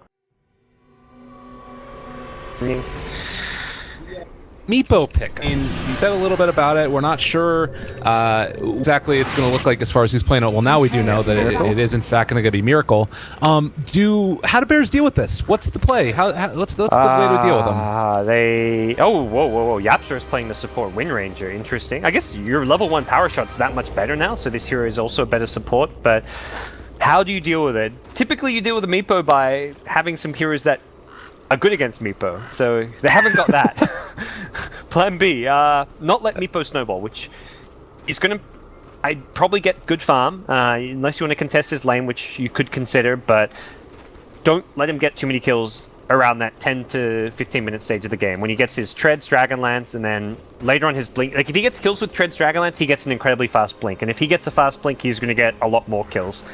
It's that Meepo constant snowball that you've got to worry about, and beat through having good burst damage, which is going to come from Fata's Aghanim's timing, really. So we'll see how well Fata can do. I think he's going to be the key player to look out for. I don't know if they changed up the roles based on the Meepo pick. Perhaps they were going to do Wind Ranger mid, and then they saw Meepo and they're like, screw it, we got to do Cormorana now. But either way, this Meepo pick is fantastic. This could be the outdraft Liquid needed to take it to a game 3. Well, it certainly doesn't start by getting impaled here, as he is going to get hit. A couple more right clicks. The arrow is not going to connect, and it looks like Forev actually is maybe going to be the one that ends up going down. A good heal bomb comes through and poof a little bit off the mark, but Kuroki draws first blood. The bounty rune and the first blood, Liquid. You've got the draft advantage, I'd say, and now you get a first blood advantage as well. That's going to really help them out. And that's the offlane Nyx going down. He's got an Iron Talon, so he's already geared up for going to the jungle, but this means that Yaps are unlikely to be able to pair up with him to contest this bottom lane. He's going to come towards mid lane, it looks like, throw some power shots perhaps, look for a courier snipe, although he's already too late to find the courier. He's seemingly just trying to line up some power shots here. And I was looking at this actually, 180 damage on a 12-second cooldown for 90 mana. Like, talk about getting sniped. The Temple Man, you're not ready for this. At this point, yeah, the Wind Ranger is the real sniper right now. Matu, with his lane pushed out, has to trade hits, which is an okay exchange for him for now, because he's got headshot. He's actually going to get Yapso pretty low there. To keep our eye on it, but the 2600 range, I mean, if you line it up correctly, this could be a really cool way to just kind of abuse the sniper who wants to stay in one spot for a lot of time and just right-click heroes down. So we'll have to keep our eye on that lane. Bottom. Oh. Is he too far up? Oh, Slider's not going to go in just yet. They're waiting for him to push out some more. Does have that level 1 impale, so they know that he is not going to be able to have Spike Carapace. And in the meantime, this does secure Miracle some free farm, which is great for him, going for that early. Looks like treads, I guess. Yep. Yeah. Rush your treads, get your Dragonlance. Pretty standard Meepo stuff. The Dragonlance a little, tiny nerf. I think it was like, what, 1 less agi or something in the 7.02 patch? Yeah. Might be wrong on that. But I feel like Yapzor really needs... Oh, cancels the South Nice, but I feel like he needs to do something magical in this mid lane. Be it find a kill on the sniper, find a courier. He needs to somehow do something that a Wind Ranger normally wouldn't do. Like, I think support Wind Ranger, I'm like, what is this hero actually going to do? Probably not a whole lot, but he may find an opportunity to do so. But Forev, constantly getting hounded. Oh, almost ends up going down there. That natural high base regen, maybe being the savior for him there, but they are just punishing this Nyx Assassin. So what we were talking about in the draft is that if this hero does get shut down, even with an Iron Talon, it's not a great time for you. But continuing to harass Matumba Man mid. And Miracle is level 3 in his Meepo, so you can actually send one of his Meepos to roam with the supports if he wants to. He'll have treads, so theoretically leave one Meepo in lane farming, have the other with your team with those treads, and you're a very strong early fighting force. And if Forev comes back to the lane like he's doing now with his TP, and he's level 1, he could get quick killed off by Miracle if he's not careful. Is under attack. Oh, meanwhile over here to the side, they do run into Yapzor, but doesn't look like they're going to be able to make anything happen, as you just be able to walk out and away. So a little bit of a failed smoke gank there, and now they're kind of just going to be left walking around the map. I feel like this Meepo pick is completely thrown off Bears. Bears are going to be playing a very farm-oriented early game. Mirana not a hero to easily rotate. Lone Druid typically just wants to farm. You could see some early pressure from Lone Druids onto towers. That's something that sometimes comes out, but given the nature of Batrider and what he can do at top, he's likely going to be there for the Firefly to defend it. They'd love to find a kill on Mind Control, but that just doesn't seem all too possible with this dual lane until they get perhaps an Entangle with a level 5 Spirit Bear. And you can see GH as well, that they're trying to make things happen mid at the same time. There's just not really a great way for them to get stuff done here, but we'll have to watch our eyes on Adam, and well, as long as they're forcing back Fada and not really allowing him to get complete and total free farm, I feel like guess it is a win. Yeah, small win. I mean, right now, yeah, for Liquid, absolutely. I mean, the Matu doesn't even have to get farm for their draft to be working, but he is getting farm mid. Every single of the 3 cores on the Liquid side is getting good CS in this laning stage. Meanwhile, Nyx is not. Yapzor will get found by a crush, but there's no follow-up there. It looks like for now, Miracle is just happy to play the farming game with his Meepos, keep both of them in bottom lane to farm the jungle and the lane. Hasn't sent any of them off roaming, but that is likely going to change fairly early on, perhaps around the timing of his first Dragonlance. They do pull back Kuroki here, and it is going to be able to get the Entangling Claws off, so well, that's going to be a kill going back their way. So Bears with the bear making kills happen. Yeah, this top lane now becomes a lane that they can actually win the Entangle. The Orb of Venom, the Blightstone as well there, so they've got all the tools they need to kill heroes in this top lane. They need to try and kill anyone who comes to the top lane and push that tower early. I feel like that's going to open up perhaps potential rotations, but for now it's bottom lane where Liquid are focusing. 2 Meepos and a Slada. Could try and engage in here, but it's a little bit risky considering Yapzor is also in the neighborhood. Oh, you know what? I don't know if they updated that bug that happened with Meepo. If you look at his second Meepo, he has 1140 HP. I think that they still have that thing where you get double counted HP for treads. That's actually was like an intended change with the way that the treads work, because I remember Black tweeting that like, hey, this is a bug, but no, it's not a bug. That's how it's meant to work, because you get full stat share from Meepo now. Without, they used to be with you have to have Ag Scepter to get 100% stat share, but that was the big buff to Meepo where you don't need to go Ags anymore. Got it. So your secondary Meepos get the strength from the main Meepo with treads, and then they get double the strength because they also have treads themselves. So they get double strength from the treads. Got it. Very interesting. That was something that I was wondering about, because I saw the tweet and I was like, he was very upset about it, it seemed like. I think he just lost one too many pub game against Meepo. I mean, who can blame him? It's a rough life, definitely. SEA, and he's playing SEA pubs. There's way too many Meepo pickers over there. Well, still a very passive early laning stage. Mind Control up top. Are they actually going to get him here? He's looking to go forward for Adam, and Oh, this is a lot of damage down on top of that Rubik, who because they actually are going to be able to get this turned back around. They have Kuroki there to heal him back up, but Fairy Fire, not going to be enough. But it does look like Pierre's going to end up going down somehow. The power shot comes through. They take down Kuroki. A double fightable look to be a weird one. The fire, yeah. They were going for the Rubik, and it ends up being a lone Druid kill, which is even better.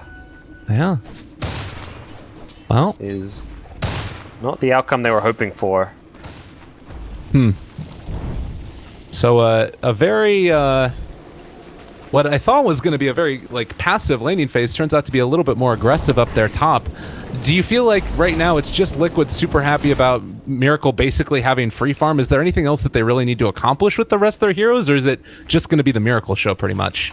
I mean, create space for Matu as well by playing so aggressive up top. Even if Mind Control's dying in these situations, it means the supports aren't mid. It also meant Sniper had to, the Mirana had to rotate. So Sniper had an empty lane, has phase boots, double wraith band. Matu's actually getting really good farm on his Sniper because of that aggression up top lane. So any aggression up top, even if you're trading equally, even if you're like losing heroes, like both die and you get one kill, is still worth it, just due to the nature the other two core heroes farming. Meepo has his first Dragonlance, and I think this is really where Meepo typically looks to fight and join up a bit.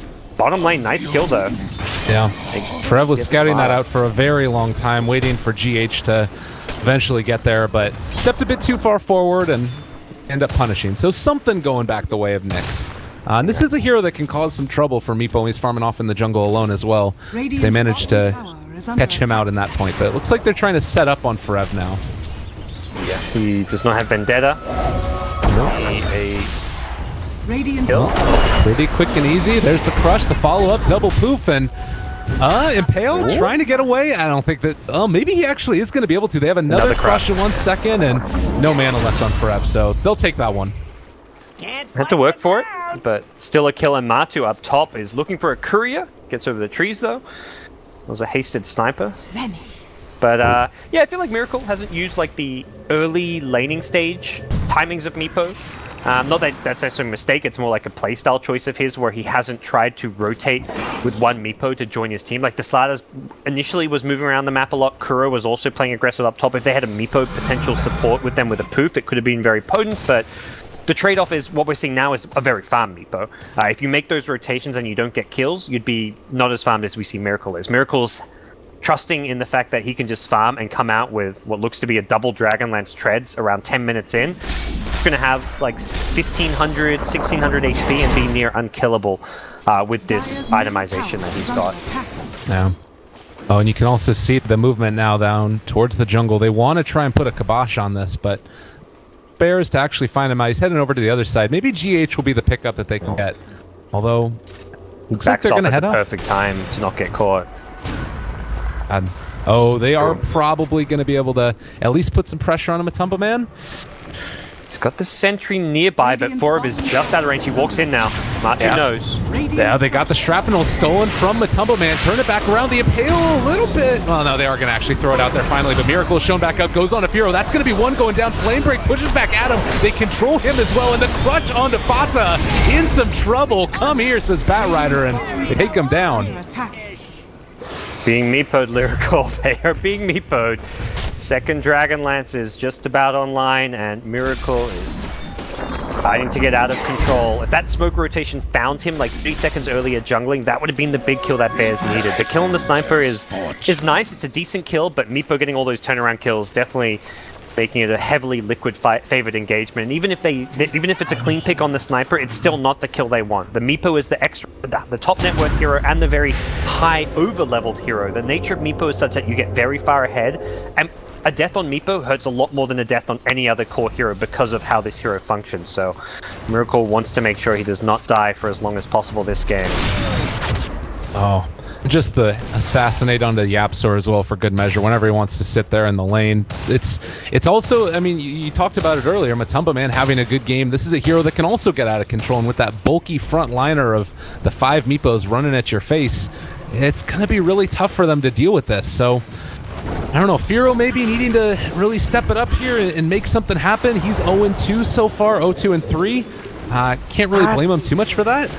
I mean, he's the first death is a little bit his fault, to be honest, like standing in the Firefly, but ultimately that's not the reason that Bears are in the position that they are this game. It's the aggression of Liquid that's really catching him off guard, and that mid-fight was very much a team decision to try and fight there. He's going to kill now on Slada with the help of Forev. Nice bait. Forev was there waiting for that aggression, turns it around perfectly with Impale. So this is, I feel like Fuhrer is doing the most he can given the situation. He's playing a lone druid against the Meepo strat. It's so hard to fight into Miracle that looks like he's just decided there's not a whole lot he can do. Bottom lane seems to be where Bears have their eyes set, but Miracle is coming in from behind, walking past an observer ward though. Yeah, and this net very long range as well.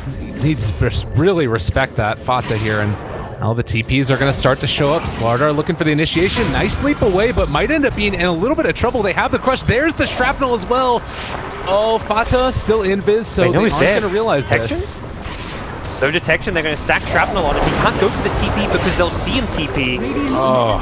That's such a terrible spot to be in. You're like, I have a TP. I mean, they don't see me. I'm invis. They have no sentries here. Well, they did eventually get a sentry, but you can't TP up because the TP would reveal you and then they can amp you up.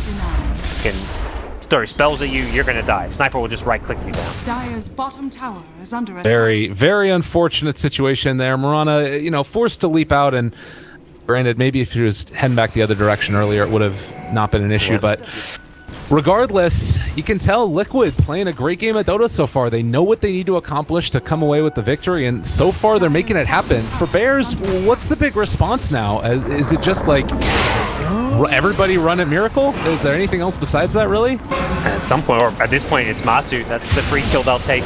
It's got to come through, yeah, like having a numbers advantage in these engagements. You can never go into a fight like with just 2 heroes, for example, if you're near an enemy tower, because Liquid can quickly respond. Meepo poofs in, Slaughter rotations. Batrider we've seen get active early as well. He's got a blink dagger, and I think that's the big thing. Bring all your cores for these kills. They bring in both Lone Druid and Nyx Assassin to that bottom lane to make sure that fight goes the way they were hoping for it to. So they're going to have the early Nyx blink.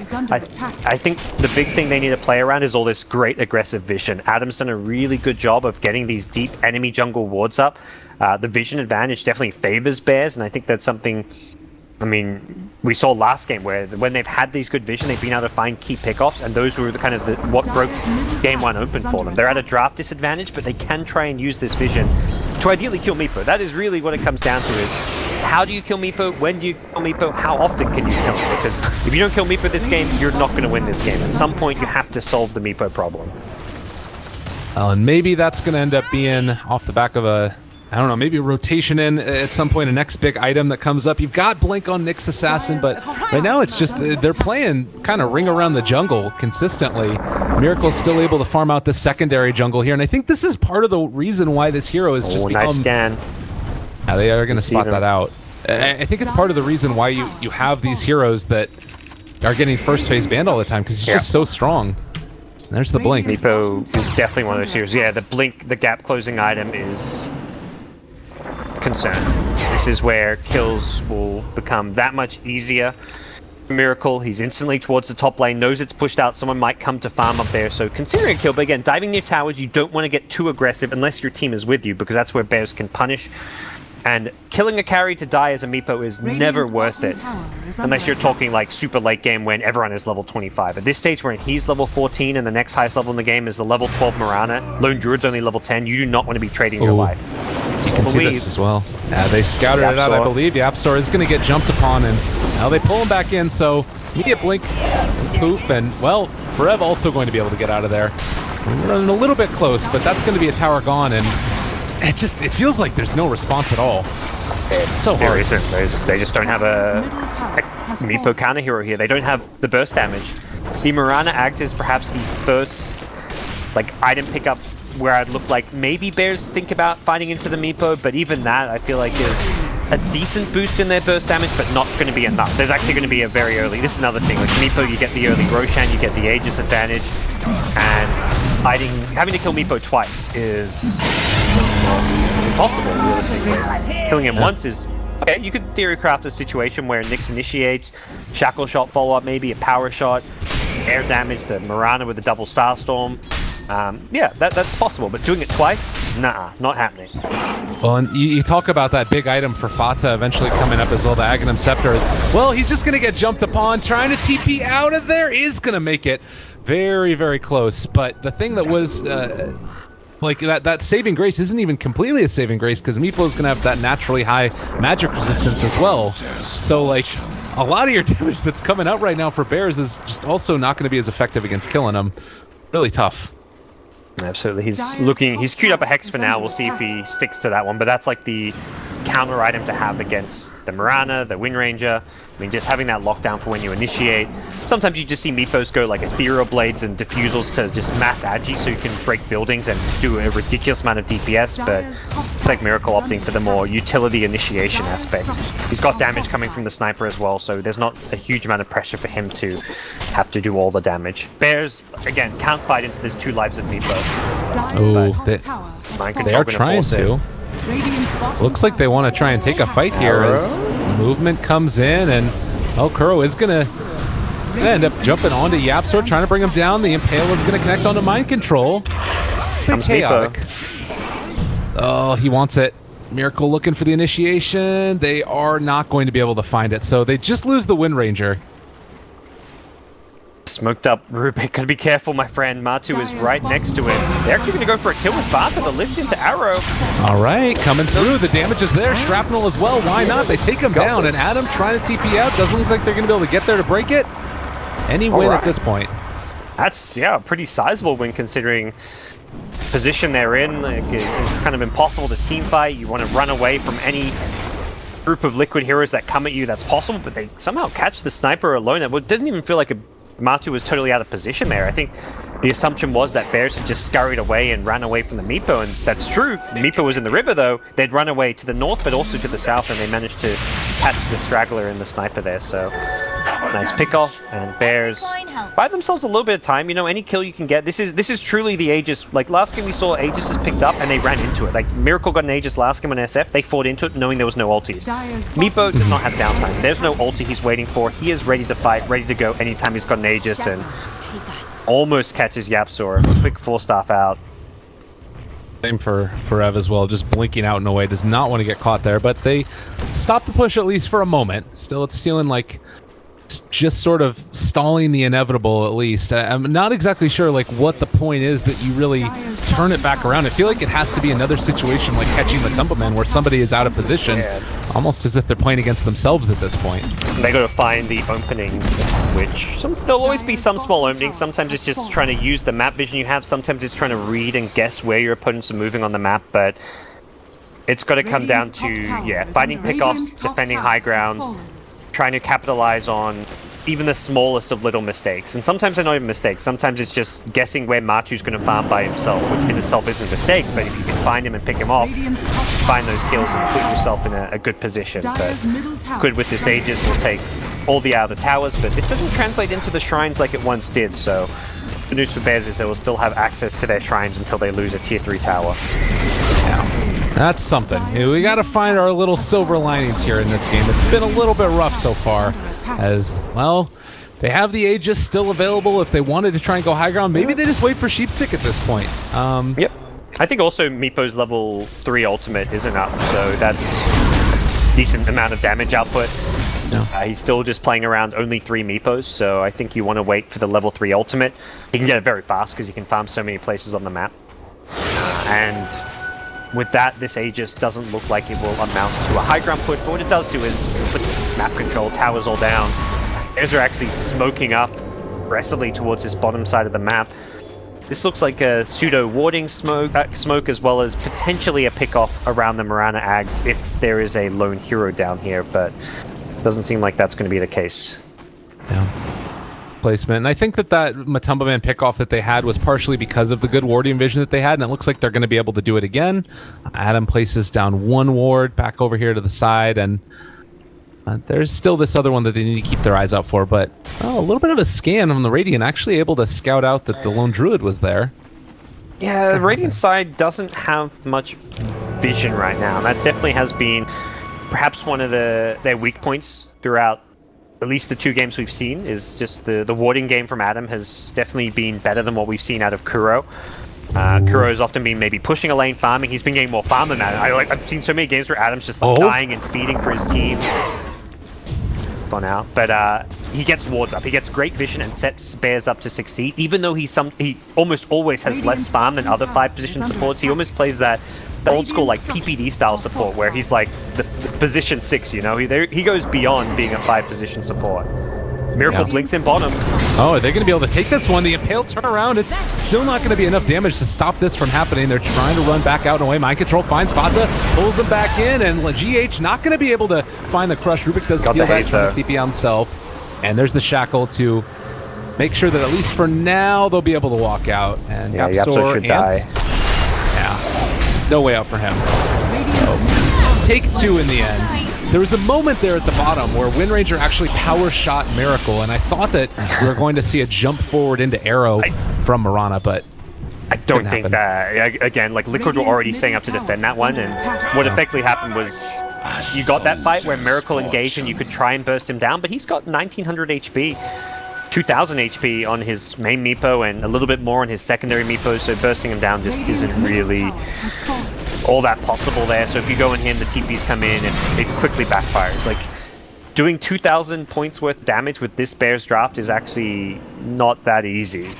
Yeah. And I mean, there's no real items coming out that are going to easily change that. Perhaps like the Mirana, like Ethereal Blade type pickup, but yeah, I think again, they're going to have to play for the high ground defense. They're going to have defending against a theoretical second Aegis on Meepo as well. They have been able to use their smokes and vision very well to find pickoffs, and that's going to be the continued theme for this Bears draft. Running right into Miracle here. Oh, they have a DD up on the bear as well. They're going to try and jump through, do as much as they can. Miracle's dropping low. Oh, he gets craved low, and they're not going to be able to bring him down. The 3-person crush. They end up hitting the arrow onto GH. Adam trying to turn it back around. They are going to be able to bring down Miracle. Huge kill, though, but how much is it going to cost him? GH trying to chase after Firo. It's not going to be able to be a kill. It looks like Farev is going to go down here, though, as, well, they take down 2 on the other side as they've run down Mind Control. They actually end up getting a 2-for-3 exchange. That's a huge win for Bears. Oh yeah, that's a great timing. No Aegis, you know, can they get Matu as well? Yapsor. Oh god, double Shackle as well. Power shot to boot. They take him down. What a big kill to get there at the end as well. Matu, definitely a player you can't ignore as well this game, playing the sniper. He's got some decent farm as well to go with the Meepo, and that's a much needed teamfight victory. They found the Meepo, isolate him, they're able to do a lot of damage. Even though he gets kept alive a little bit longer, that Meepo couldn't escape. The Grave just bought time for Liquid to get in there and try and retaliate, but ultimately there was no escape for that Meepo. He couldn't poof it out, he didn't get all the 4 stuff out on it, and the turnaround was not successful for Team Liquid. Yeah. Unfortunately, no Roche just, even if Roche had respawned really early there, I don't think Bears have the damage to kill it fast enough with Meepo and Sniper soon to respawn, but they're going to be eyeing that one off for another team fight similar to what we just saw. It feels like to me they have to get the Nyx Assassin Vendetta damage down. That bonus 400 made pretty much all the difference in that fight. Like if they didn't get that one, it would have been pretty rough. So I don't know. Perfect initiation. Bears end up taking it. Some signs of life in this. If you're Liquid, how do you respond? You vision game. That's you know that Bears have been using their smokes to achieve this. Like that's perhaps like the last smoke. They've got 1 smoke left, perhaps maybe none. Looking around, I don't see any smokes on the Bears side. So securing Roshan should be pretty straightforward if your opponents don't have smokes, and you've got smokes, so you can try and smoke and get the jump. The big thing is here, if Liquid engage with the Meepo rather than have him get engaged upon, they'll win fights. That fight's purely won because Bears initiate in, they chain stun him, they get him down to basically kill him outside of the Grave. They've just got to wait the Grave to wear off. But this time around, Mind Control's going to be the one initiating. Although they scout the ward being planted with that sentry there, so they know exactly where Liquid are, but it needs to get out. Adam, they pull back in Yapsor, but that's a pretty good turnaround. Is it going to be enough, though? They're starting to bring down Miracle. Impale hits onto absolutely everybody. Frev is still going to drop for that, so 3 die in just under about 4 seconds. And Blink Crush from GH catching everyone, so it was like a 3-man crush into a 4-man Carapace Impale from the Nyx, but once you've lost heroes there, the utility's all gone, Mirana wasn't in the fight, and again, Liquid know that, yeah, that last fight went terrible for them, but if they're the ones initiating, fights are going to go well for them. This sets up next Roche, which, unfortunately for them, is max duration respawn, so Bears will actually be alive for it, but it still looks like the case is that Bears have no smokes to actually leave their base with, so Radiant Vision is going to theoretically see any move towards that Roshan pit. They update the smoke things where you could see them in the shop now, or is that? I don't think no, so. It doesn't look like we can't tell as casters. Okay. Problem. It's all good. Well, yeah. So we're still gonna wait for that Roshan, like you were talking about, a ways away. They have one ward down. It is, geez, just like about the max time. It does not look like Bears have that same vision. Even if they did, can they really even contest it? Honestly, no. No smoke, no Roche contest. Although, I mean, you could try it, but I think it's like a suicide type play. Okay. More likely than not, if Liquid position right, you get wiped at that Roshan pit, but we'll see. They can use the Spirit Bear to scout, but again, the Spirit Bear likely could just end up being food. You disengage, Foreb. They don't actually have Radiant Sentries, so this becomes a lot more feasible without Sentries, but they kill it so fast. If Foreb somehow got in there, invised up, that could have been a play for him to make, but doesn't end up happening in the end. What have you thought about this Wind Ranger pick? Is it felt like, I mean, granted it's in a Meepo game, so it's hard to say, but do you like the skill build at all, the way that he's been playing it? Yeah, I mean, for a support Wind Ranger, this is like pretty standard stuff. You just being that utility, blink 4 staff, you want to hit the shackles, do as much power shot damage as possible in the fight. I think he's done everything right as a support Wind Ranger. I just think the hero, I want to almost say it was meant to be the mid lane of this game until they saw that Meepo pick and they felt Mirana core for the damage output was needed. But even if that's not the case, I feel like the hero is still a little underwhelming. Right. More than anything, they're being Meepo, you know? Like, yeah. Very hard to fight this one. Fear at bottom needs to not get caught by the Meepo straggler. He is positioned pretty far back here, but Meepo's left his main Meepo in that bottom lane to try and find this pick off. And Firo will show himself. Ooh, they found one of the Miracle Meepos up in the top lane with an arrow, but no great answer for that. By the way, he's also picked up a Scotty at this point and is level 23, so he's just a monster. He's terrifying. No Radiant scan, so we can't scout Firo out, but he probably has a pretty good idea that Firo is with his Spirit Bear.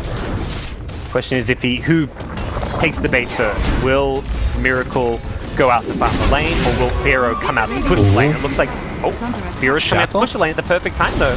Miracle's on top.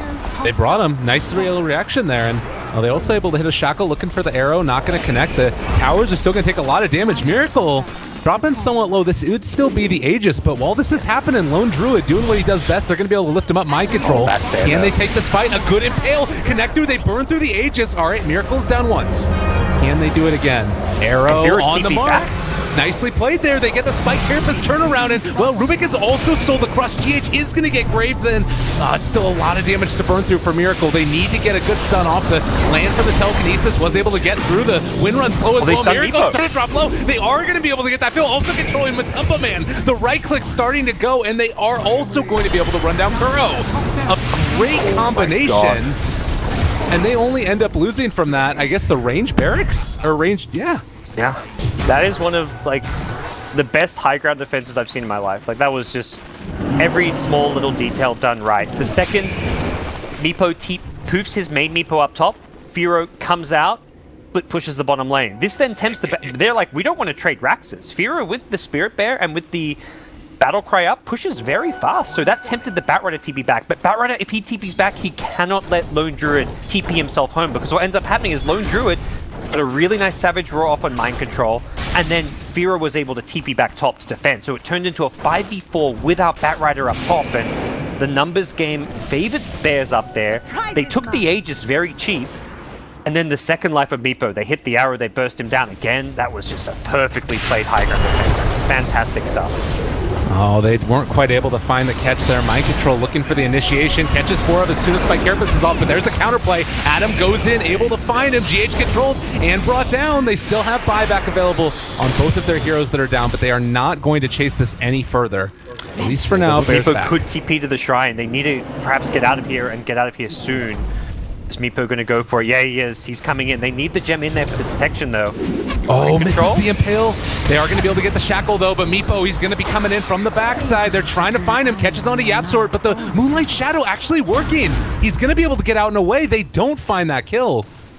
Oh my gosh, Bears are playing some insane Dota right now. The fact they defend their melee racks at top, they don't lose anyone there. That looked like a potential like 2-3-man kill for Liquid on the Meepo respawn, but they recognize the threat of the Batrider. He's the scouting hero that's going to move out with that gem, find the pickoffs for the Meepo with the detection, but by using the cover of the Moonlight Shadow, killing off the Bat before Meepo could even get in the fight, Meepo had no vision. He couldn't do anything. And Bears somehow still in this game, and that's all you've got to do against a Meepo is hold your high ground and win one big fight against him. And now that Bears have done that, a lot of the Meepo's advantage has been taken away, so this game goes back to a state which is very winnable for Bears. Fata, to me, has just been playing out of his mind. He's only 3,000 gold behind this Meepo right now, and building towards his Lincoln Sphere as well. He's been pushing out the lanes. He's been basically not getting caught. I guess the one thing to talk about a little bit is that Meepo, while he is incredibly hard to deal with when he's at his peak because you're at a relatively low level, he can sort of fall off as the game goes super late. Is that something you'd be worried about if you're Team Liquid at all? I think soon.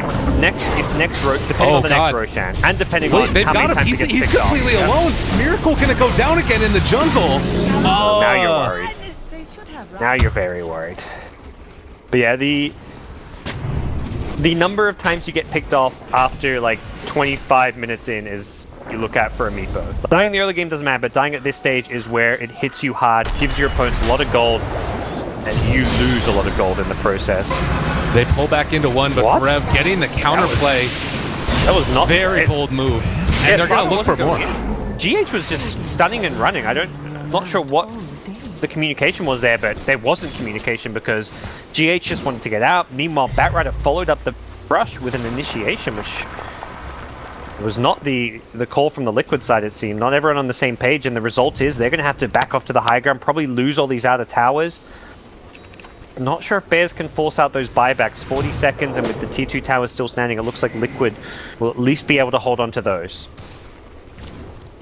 This is insane to me. Again, we talked about it. Not a ton of heroes that were exceptional at dealing with Meepo that you traditionally think about. They've been able to formulate their draft to make it work, and putting on a great display. Bears, I mean, even whatever happens this game, this is a team to watch out for as they jump forward, kill off the creep wave, and starting to assault high ground at least a little bit.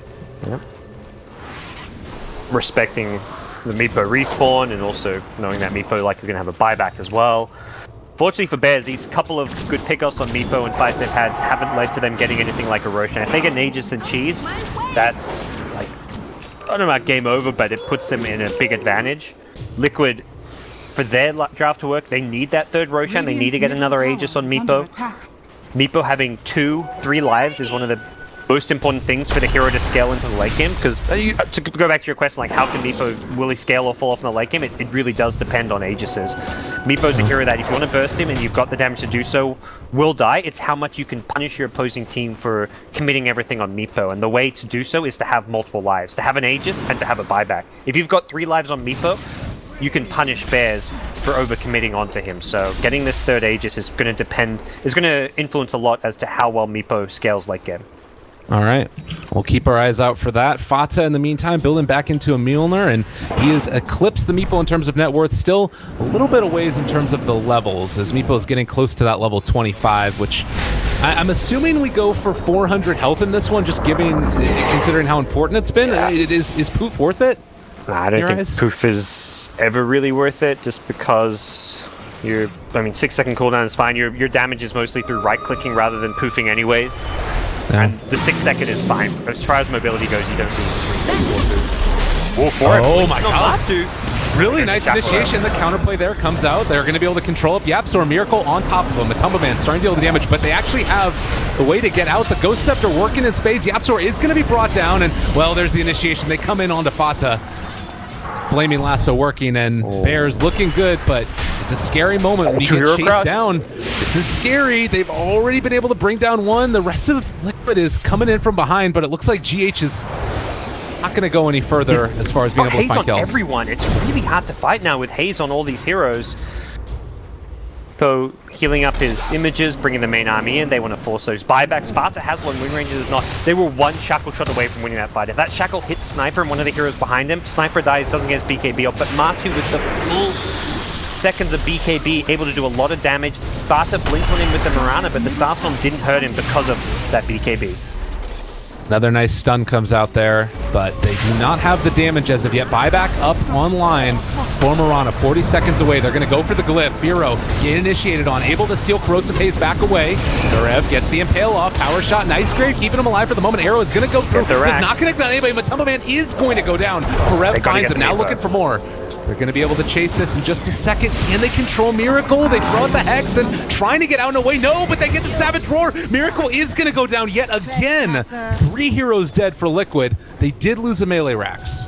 He tried to make a play, sending his secondary Meepos out and sending his main Meepo back in so he could blink away, then poof. Like he went in with a Hex and an Ensnare on his main Meepo, but couldn't blink fast enough to get out of there on his main Meepo, so that main Meepo did get trapped, and that's Roche up. This is the much-needed Roche for Liquid. Getting a melee Rax for Roshan favors Bears at this stage of the game. You're quite happy to play.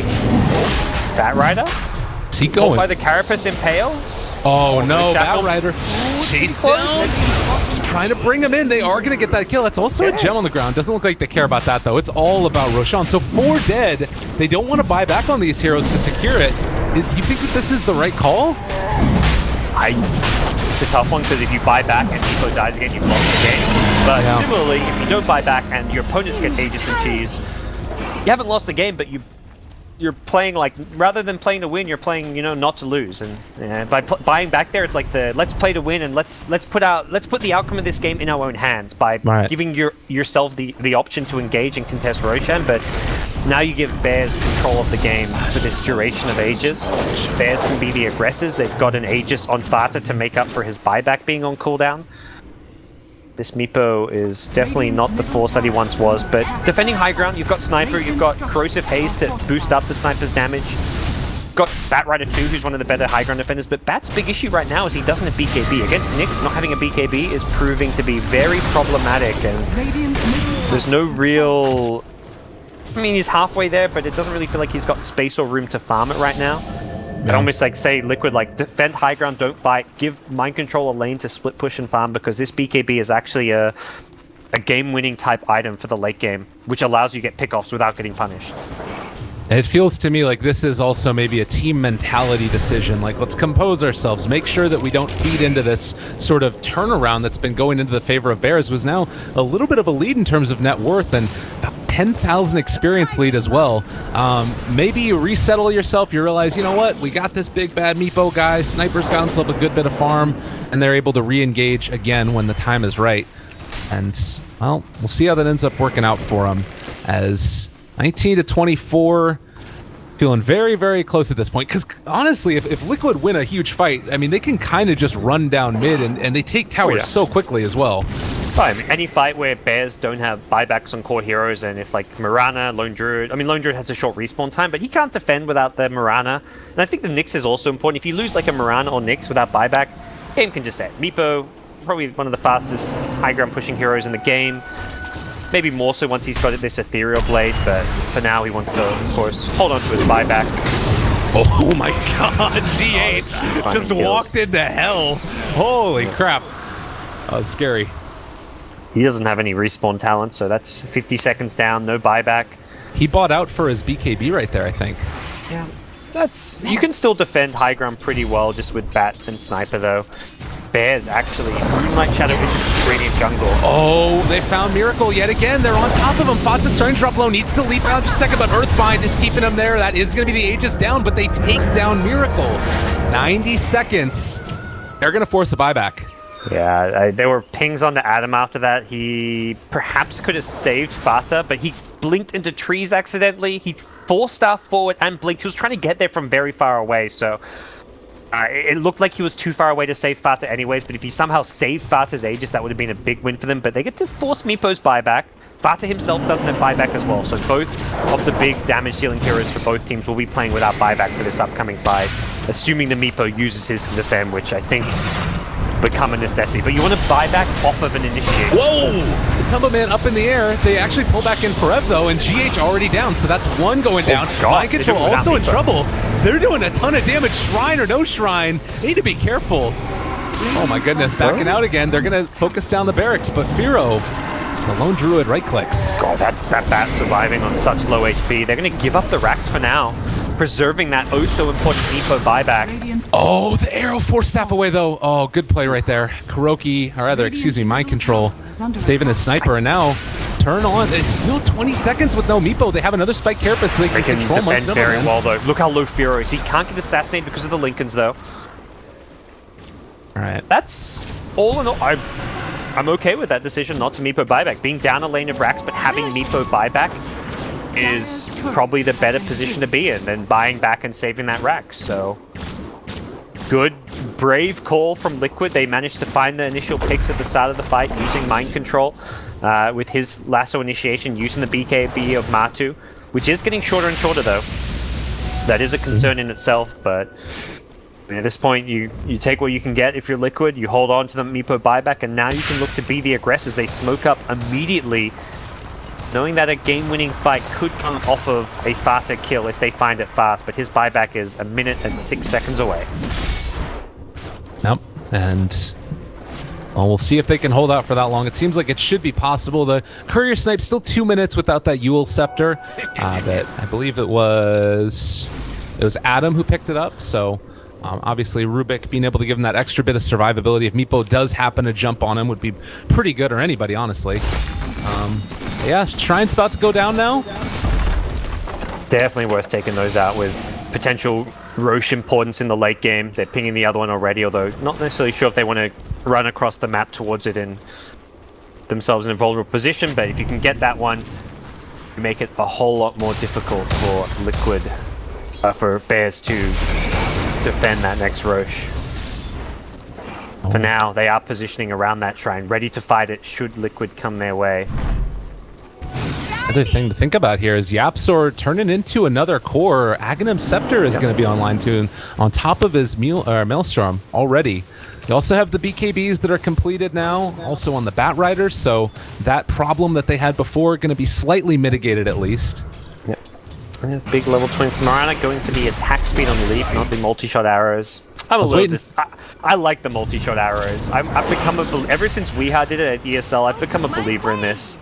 I tried it a few times as well, and it's like, if you just happen to somehow magically arrow 2 heroes in a team fight through all the chaos, like, it pays for itself.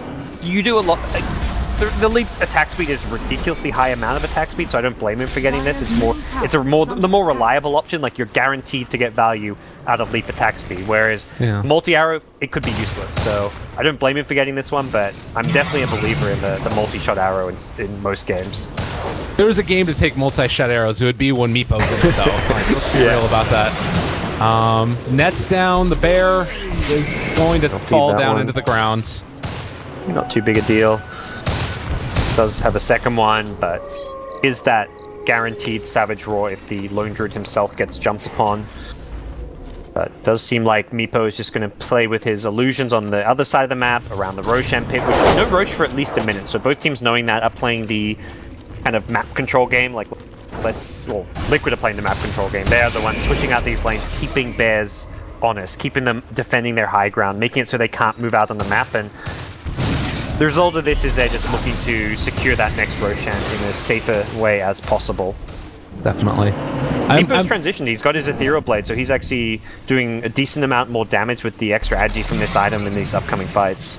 Yeah, and they're trying to keep this creep wave pressured out consistently. I like what they're doing with Matumbo Men down here, just spamming out against the tower. They need to be careful of their wraparound. That's what Mind Control is doing over here as well. GH ends up not getting caught, but Matumbo Man does. The power shot follow-up. Are they thinking to go on this? The Impale connects on it too. Oh no, it all started with an arrow, and it might end up turning back around. Fata takes down Kuro, trying to focus now on a Miracle. He is dropping low, but Fata also is going to end up dropping low. He is going to die. Buyback is there, but they also take down Meepo.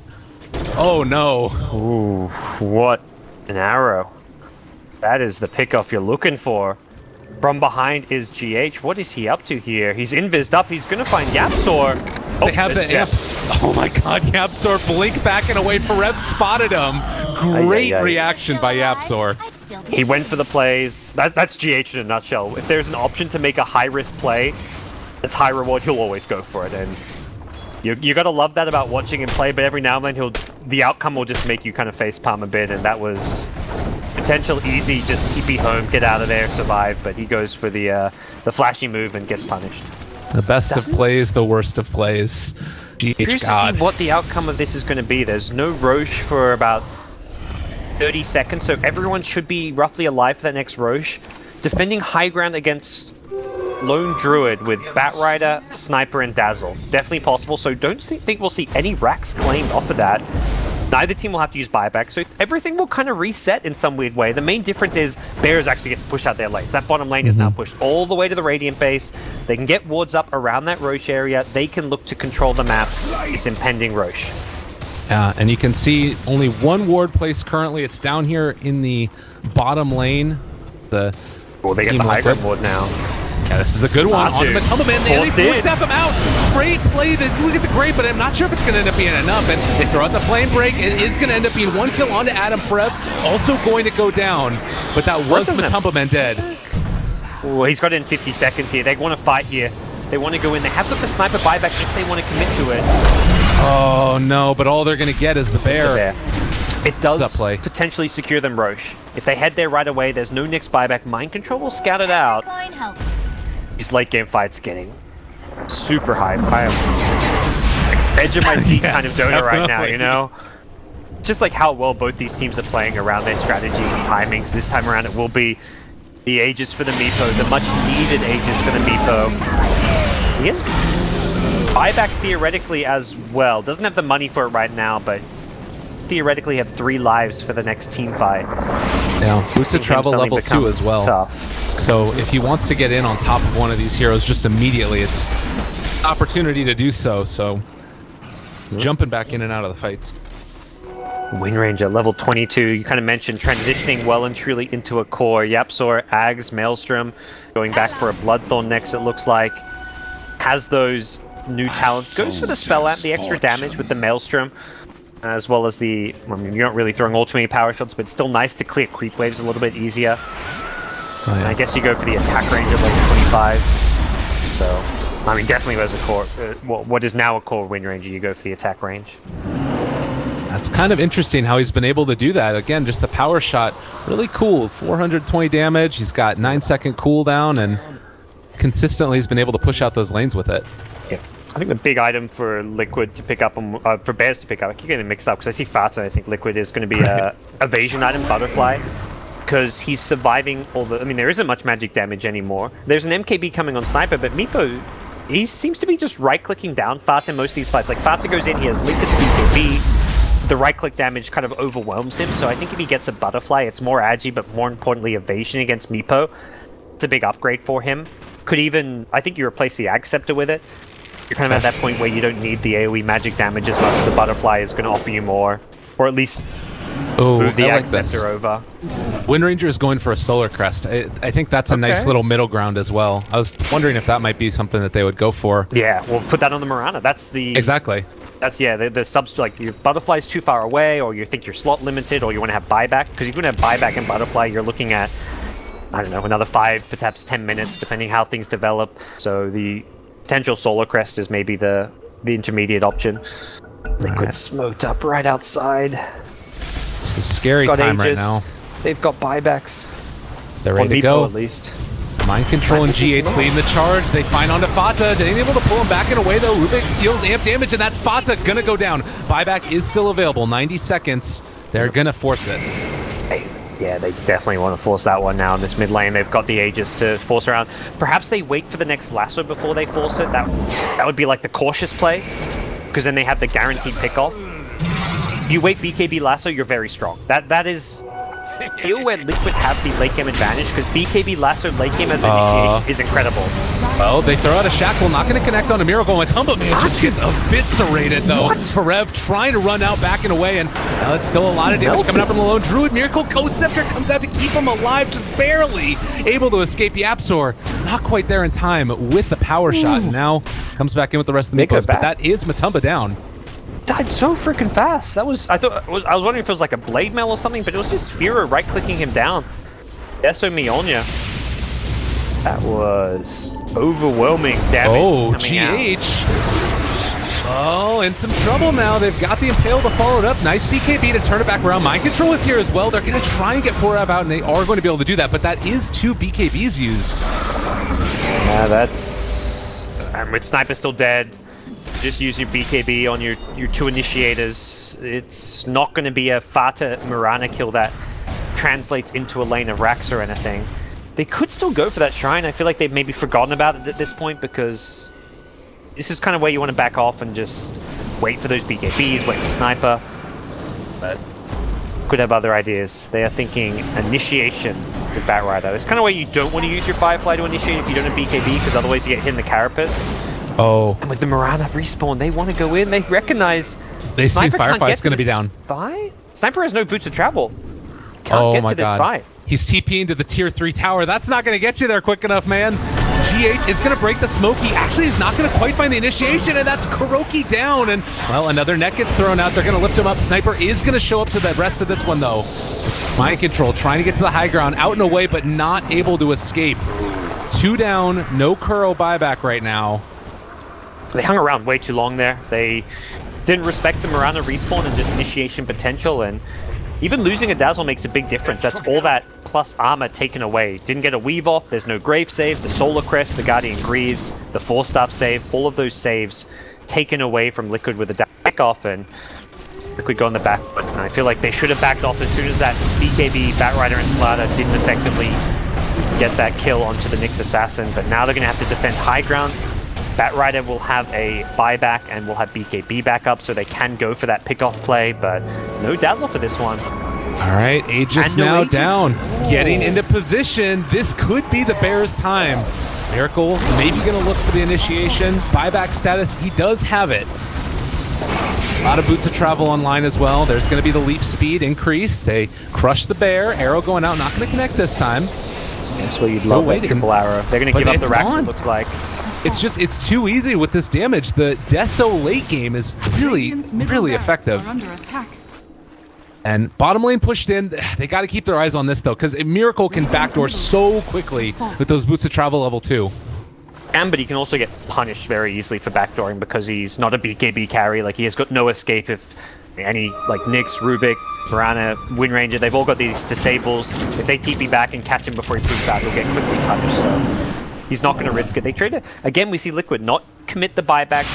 They're happy to give up a lane of racks if it means holding on to their buybacks. They recognize the situation this game is in and are prioritizing holding buybacks for winning a potential upcoming fight with extra lives that can win them the game. They're not playing to just save a lane of racks and then have the game extend. They're playing to win that big next fight. They're not playing for, like, they're playing for the future rather than the present, and you can find a pick now. It could be perfect for them, but doesn't look like they're going to find all too much. Won't see a Roche for another minute and a half at the earliest, and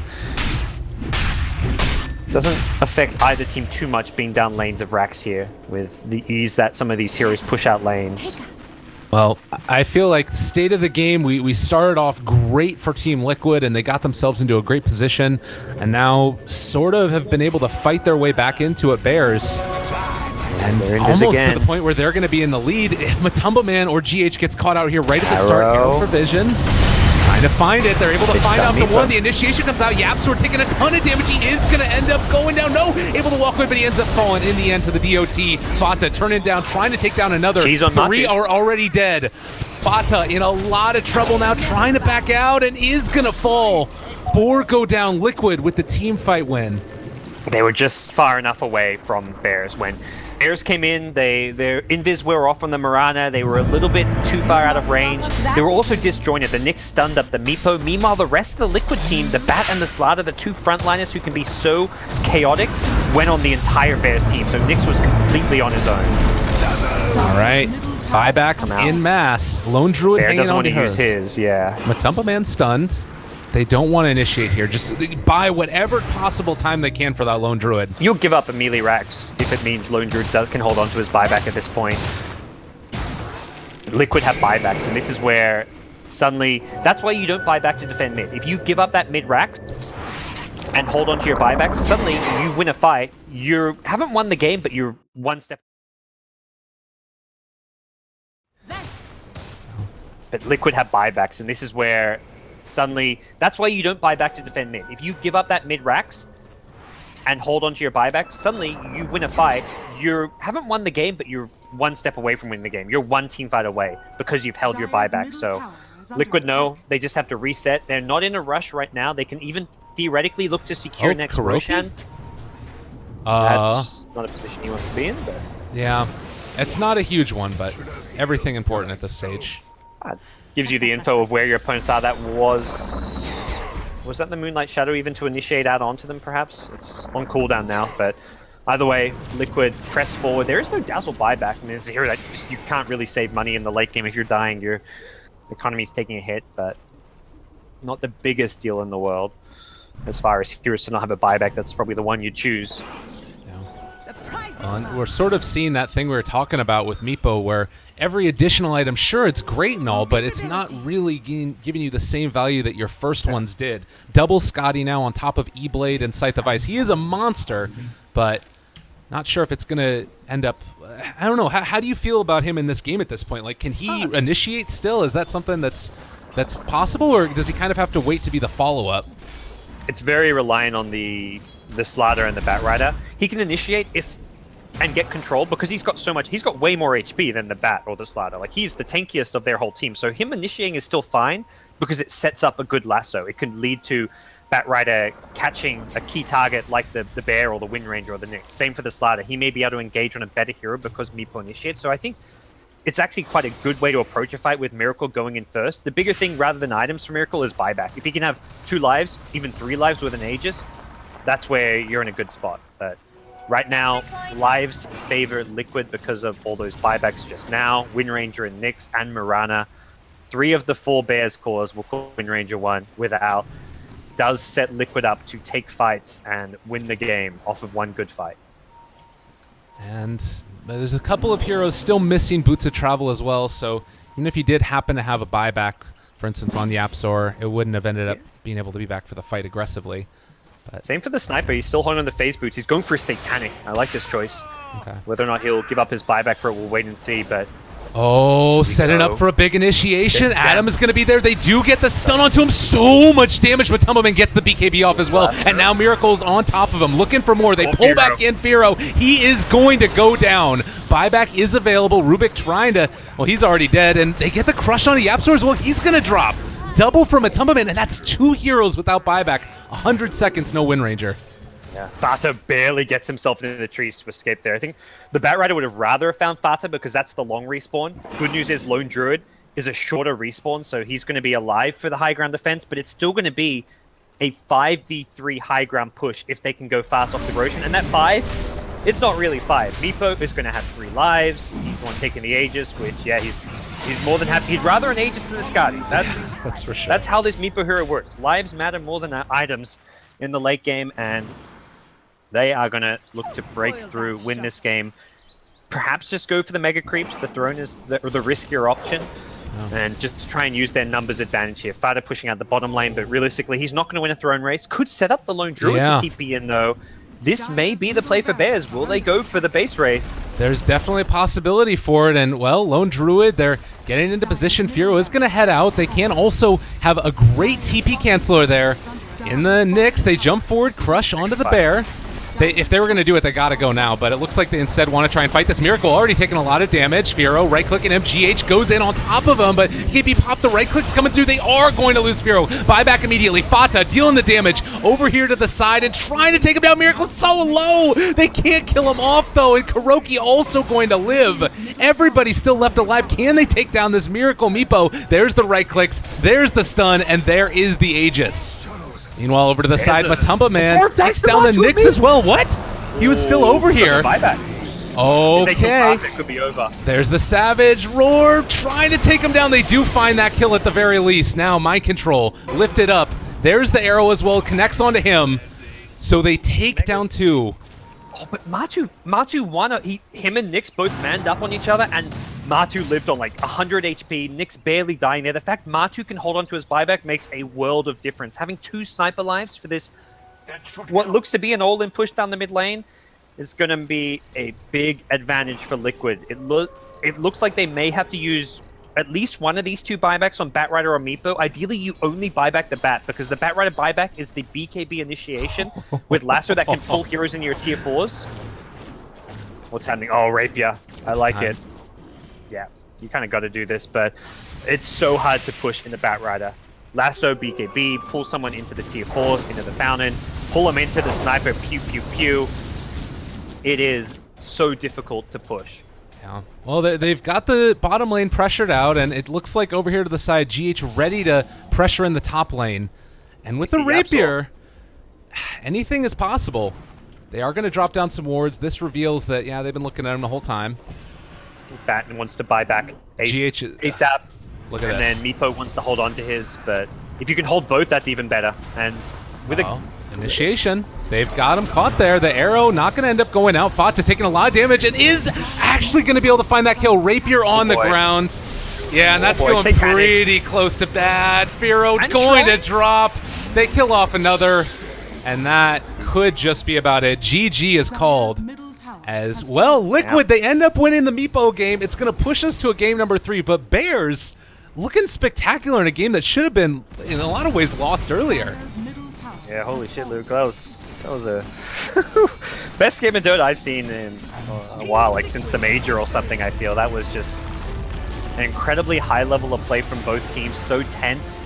That high ground defense at top lane by Bears, where they defended their melee racks and forced the Batrider back bottom and then won the fight, killing the Meepo twice. That was like some of the best decision-making as a team I've seen, and I'm just happy we get a game 3 between these 2 squads. Absolutely. It'd be a travesty if we didn't. Let's be honest about that. But yeah, going to game number 3, Team Liquid facing off against Bears. I think they're going to ban Meepo. Just going to throw that out there. Do you first phase it, though? That's kind of a question I got for you. Nah, I don't think you first phase it. It was very much the fact it was a last pick Meepo, and you had a pretty bad draft against Meepo. I think Liquid came out with a draft advantage, but through some amazing Bears play, the game became very close and competitive, but perhaps like a second stage ban on Meepo. But yeah, if you're really worried about Cheese, just first stage ban it, but it is a hero that it seems Liquid have been hiding, and we're happy to pull out there. So we'll see what happens. Game 3 drafts, Game 3 plays. This is just a fantastic series. It's just the winner bracket final. It feels like this could be like a grand final right now of a LAN tournament, but it's just to get that one European qualifier spot, and the winner of this will still have to win another series. Yeah, we might see these 2 teams facing off against each other again, depending upon how the lower bracket matchup breaks out. But anyways, thank you guys again so much for tuning in. Miracle, as well as your gods, your 2 commentators. Keep on following DAC 2017 EU qualifiers. Got more action soon to come as well, where we got NA and CIS that are going to take place after the EUs are done. But for now, going to continue on with this Game 3 in just a few. See you guys then.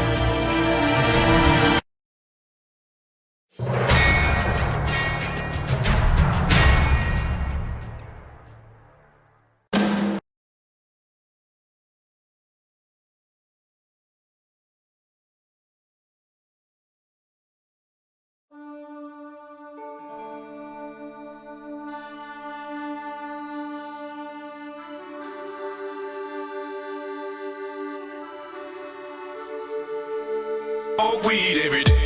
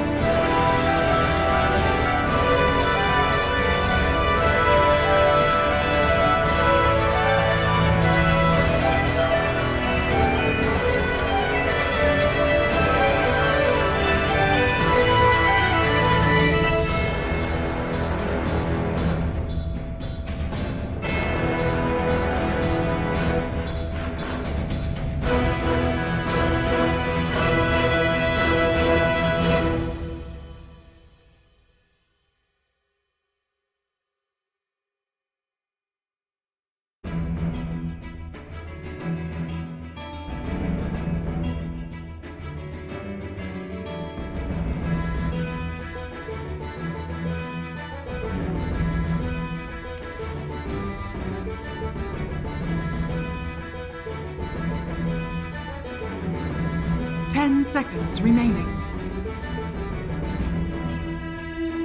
5 seconds remaining.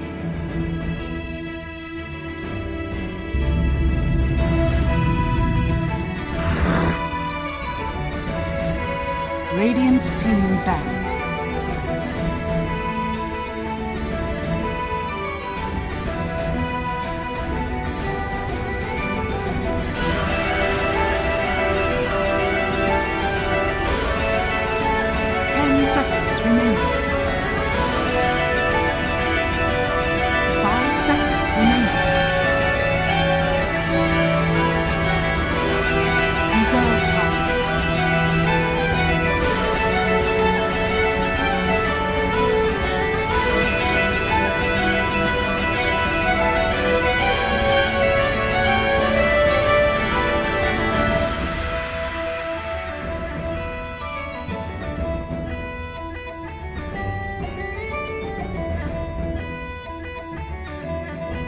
Liquid's turn to ban.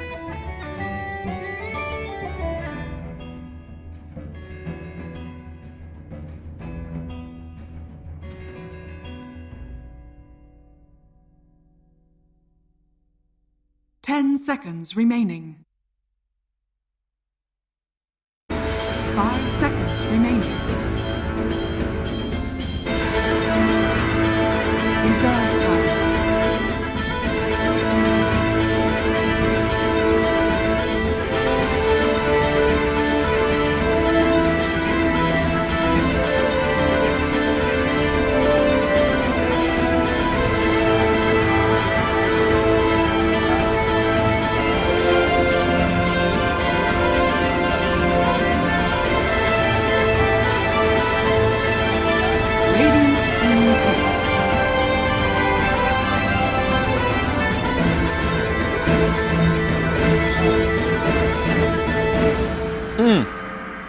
Pretty good. I made some more tea, you know, I'm like, all right, we got one game left, but I feel like I need it for this last game. It's going to be a very important game for these two teams. There's a good chance we do see them, depending how the lower bracket pans out, although Cloud9 have been looking stronger and stronger in every series, but it gives you like a psychological advantage going into that finals, whether it's against the same opponent or Cloud9, knowing that you were the winner, you were going through the winner bracket and haven't lost a series yet. So we'll see what the two teams come up with here in game number 3.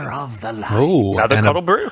Yeah, this has been that opening that Team Liquid have gone for time and again. I mean, even for the past couple of weeks, going back to Star Ladder qualifiers as well. What is it about this lineup that's just so strong? It's really good at contesting the lane. Coddle complements the Brew really nicely. The Brew is kind of in the front lines, very tanky. You can't easily bring him down. And the Coddle just sits behind, spamming Illuminate.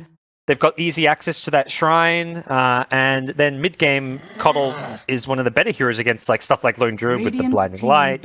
Mana Leak can be very annoying. And then the Coddle transitions into a core as well. They almost split the farm between Coddle and Brewmaster. Brew, of course, being that big teamfight controller. Essentially a counterpick to the Lone Druid. So I like the opening from Team Liquid. We're talking about, but Bears with the Lone Druid.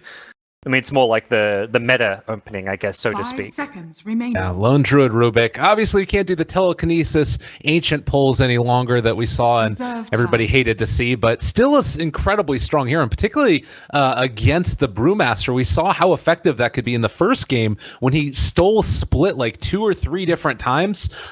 Really, really good stuff coming out from that Rubik play, and excited to see if they're able to replicate that again. They take out the Weaver, which was also another Bears classic that they were constantly running.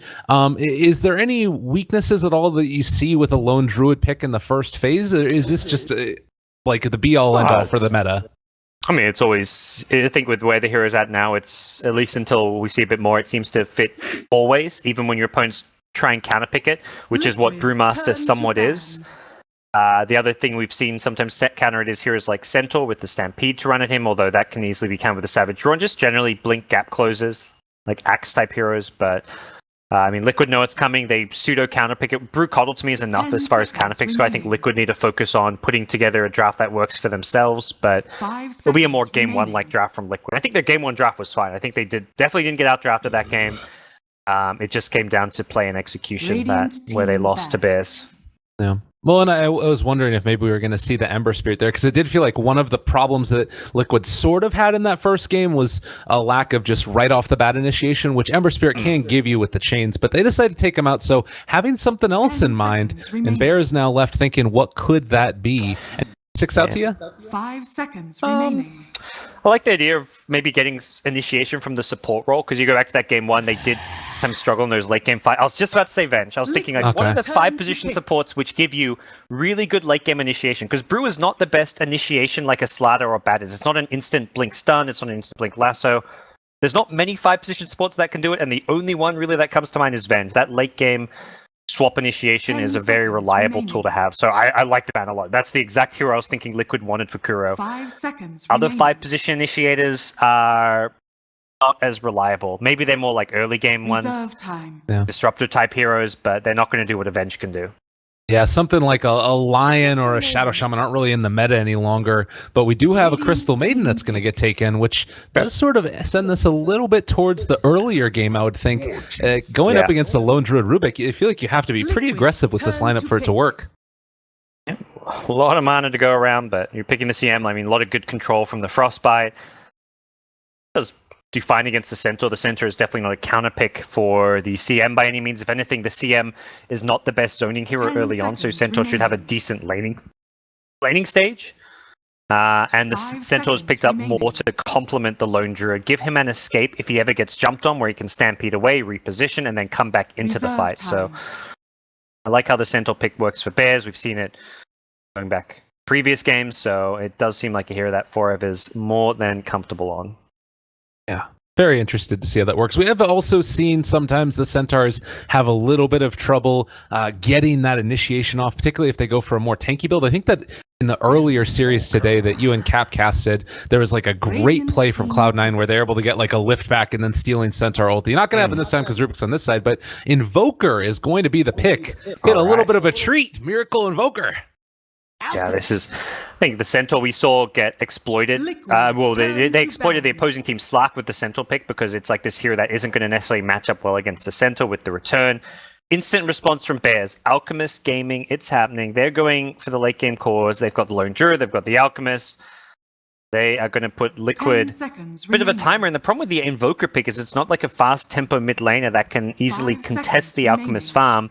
None of these heroes are. CM Coddle are not heroes that are going to go roaming through the enemy jungle. Brewmaster, perhaps once he gets like his blink timing, can do that. But Alchemist, this is looking like a game where he can easily free farm his, not so much free farm his lane, but free farm his jungle, have at least an okay laning stage. This is a really good pick for this Bears draft. Quite strong, and helps to hold that high ground as well if the push does come. You think back to that Venge ban, if they had taken that and then went back for the Invoker, you could go something funky like take a Chen with the last pick for Team Liquid and just go for that all-out push. But with the Crystal Maiden, you're not really afforded that same opportunity, so they need to really, I mean, can they go for something else that's really late game themselves, or do they have to go for something that pushes the tempo? I was thinking Timbersaw, which is in between. It's late game, but it's kind of fast tempo, but more than anything, it's a counter pick. It beats Alchemist, it beats Centaur, at least in the mid game. The lane stage you're not going to necessarily dominate, but Timbersaw would have been the perfect counter pick. Other counter picks for Alchemist, Ursa maybe? Carry role. Ursa's okay, but once the Radiance comes online, you have problems dealing with the mischance. Ursa doesn't fight well into the Lone Druid, the Stampede. I think Ursa is like super all in. It could be the pick, but it just doesn't seem like the safest pick. I wonder if you go something crazy, like bust out the Lycan or something. You know, Lycan's been banned the last 2 games. It's Matumba, man. It's like his hero. Is this it? Do we finally get that last pick Lycan? I want to see something like that, because I feel like this Alchemist does give Bears a draft advantage. I think it's a hero that's going to cause them problems. Perhaps the other option is you go back for the Meepo, but who plays the Meepo? Who plays the Invoker? Matu is not an Invoker player really as far as I know. He's also not a Meepo player as far as I know, but who knows? This guy is incredibly talented. He's 9k MMR for a reason. He could definitely surprise us. Meepo is still a viable pick. If you want fast tempo, Meepo I think is the best hero. Lycan's perhaps a more comfort pick. Is Drow too weird of a pick at this point as the Spirit Breaker ends up getting taken there? Drow is a decent option, but Liquid historically have struggled with doing those Drow drafts. That's where they had that phase where Kuro used to play the Drow. They had one Drow game, I think, in this qualifiers early on, which they lost as well. Every time I've seen them run Drow, it just doesn't feel like they're that comfortable with Drow Ranger. But if this was 5 like seconds for most teams, I'd be like, if there's a secret with this Drow, I'd be like, hell yeah, get a Drow. This is great. That's like your bread and butter. Reserve time. It's just not so much Liquid's strongest point. But Well, they may just decide it's the best hero. Other possible heroes I see is like the Luna Drow, Lycan. I think Meepo might be one of the better picks. So it's just whether or not Matu is comfortable playing either Invoker or Meepo, since that would end up with him on one of those two heroes. whatever it ends up being, Liquid feel like they definitely have to hit this strong timing. Game goes on too long, it's going to be an issue for them, really. And it is going to be the Lycan, the first professional game. Wolfman. I think the Meepo pick was perfect, but again, player-wise, they struggle. I think as far as suiting their players, suiting Matu, suiting Liquid, this is the pick to go for. It's a pretty fast tempo as well as being able to take down towers, so we get to see 7.02 Lycan.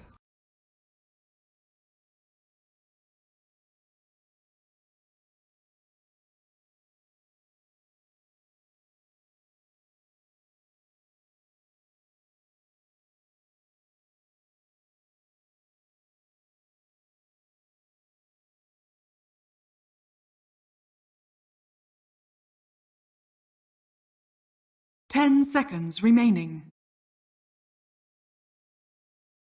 5 seconds remaining.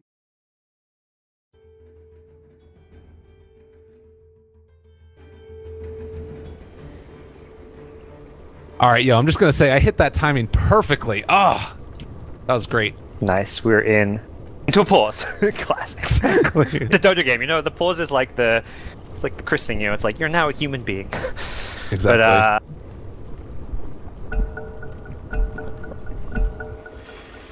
one of those things where Bears is just like, well, we just really want to ban these other heroes, let's take that approach. Or if they actually forgot about banning it this game because they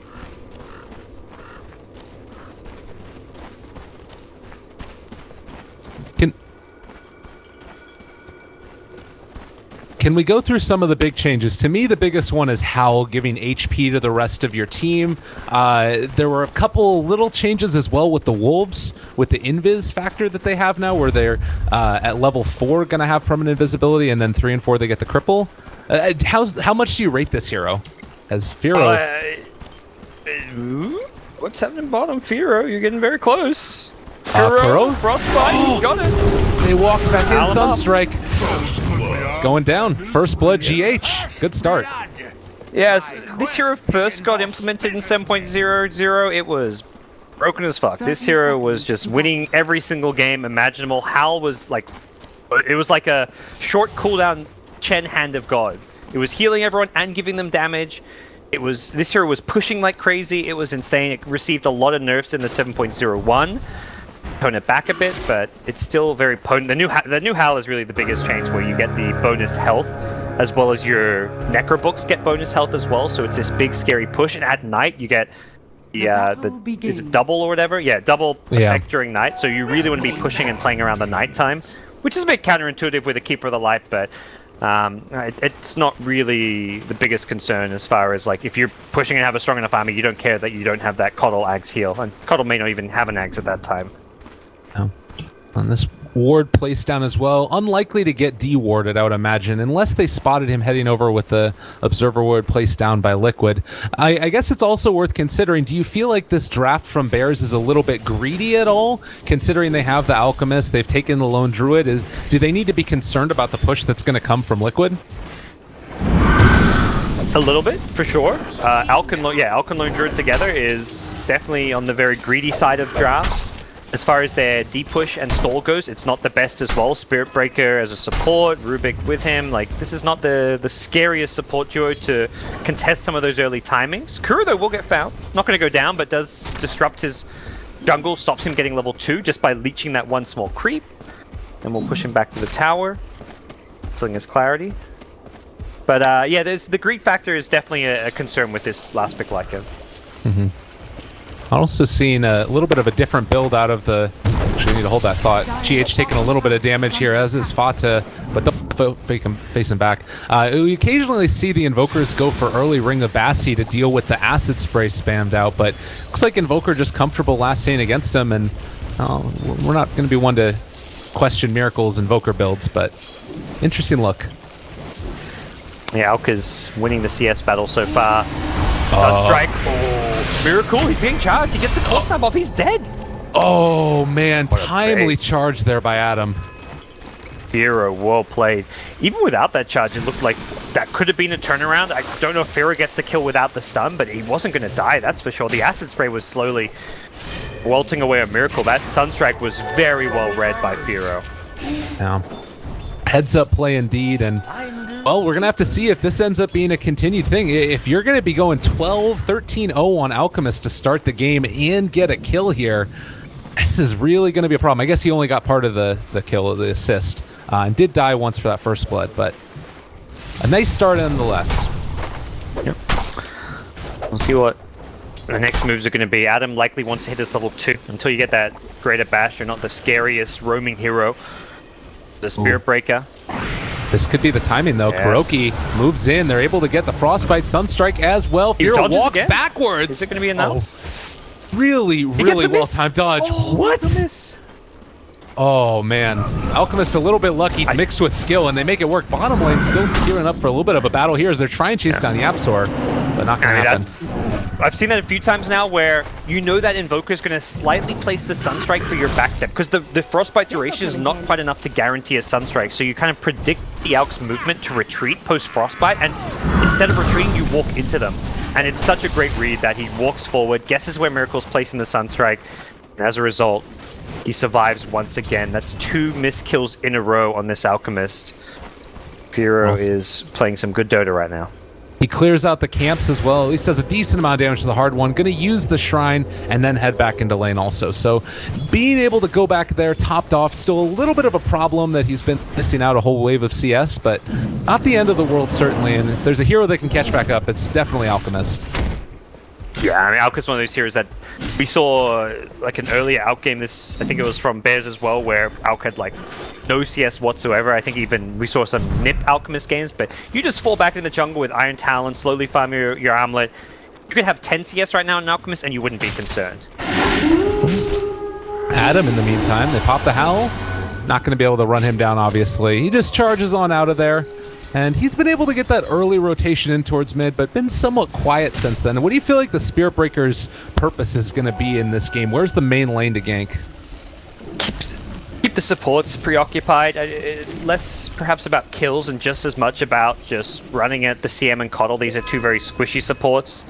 And you can limit what they can do by just having a charge threat. They're Kuros that don't like getting charged upon. Like Kuro, until he has boots, is very easy to chase down. Even if you get Frostbane, you can still chase him down after that. So I think you're less concerned about getting kills and just happy to help your team win the lanes and create space. Because you've got such a greedy lineup with Lone Druid and Alchemist. Any space you can create for those 2 heroes is going to go a long way.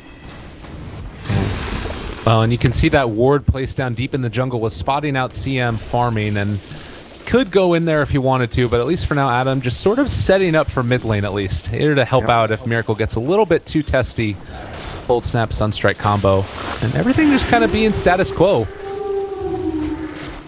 Howl coming out, but not really a threat onto Centaur 4Ev's life up top.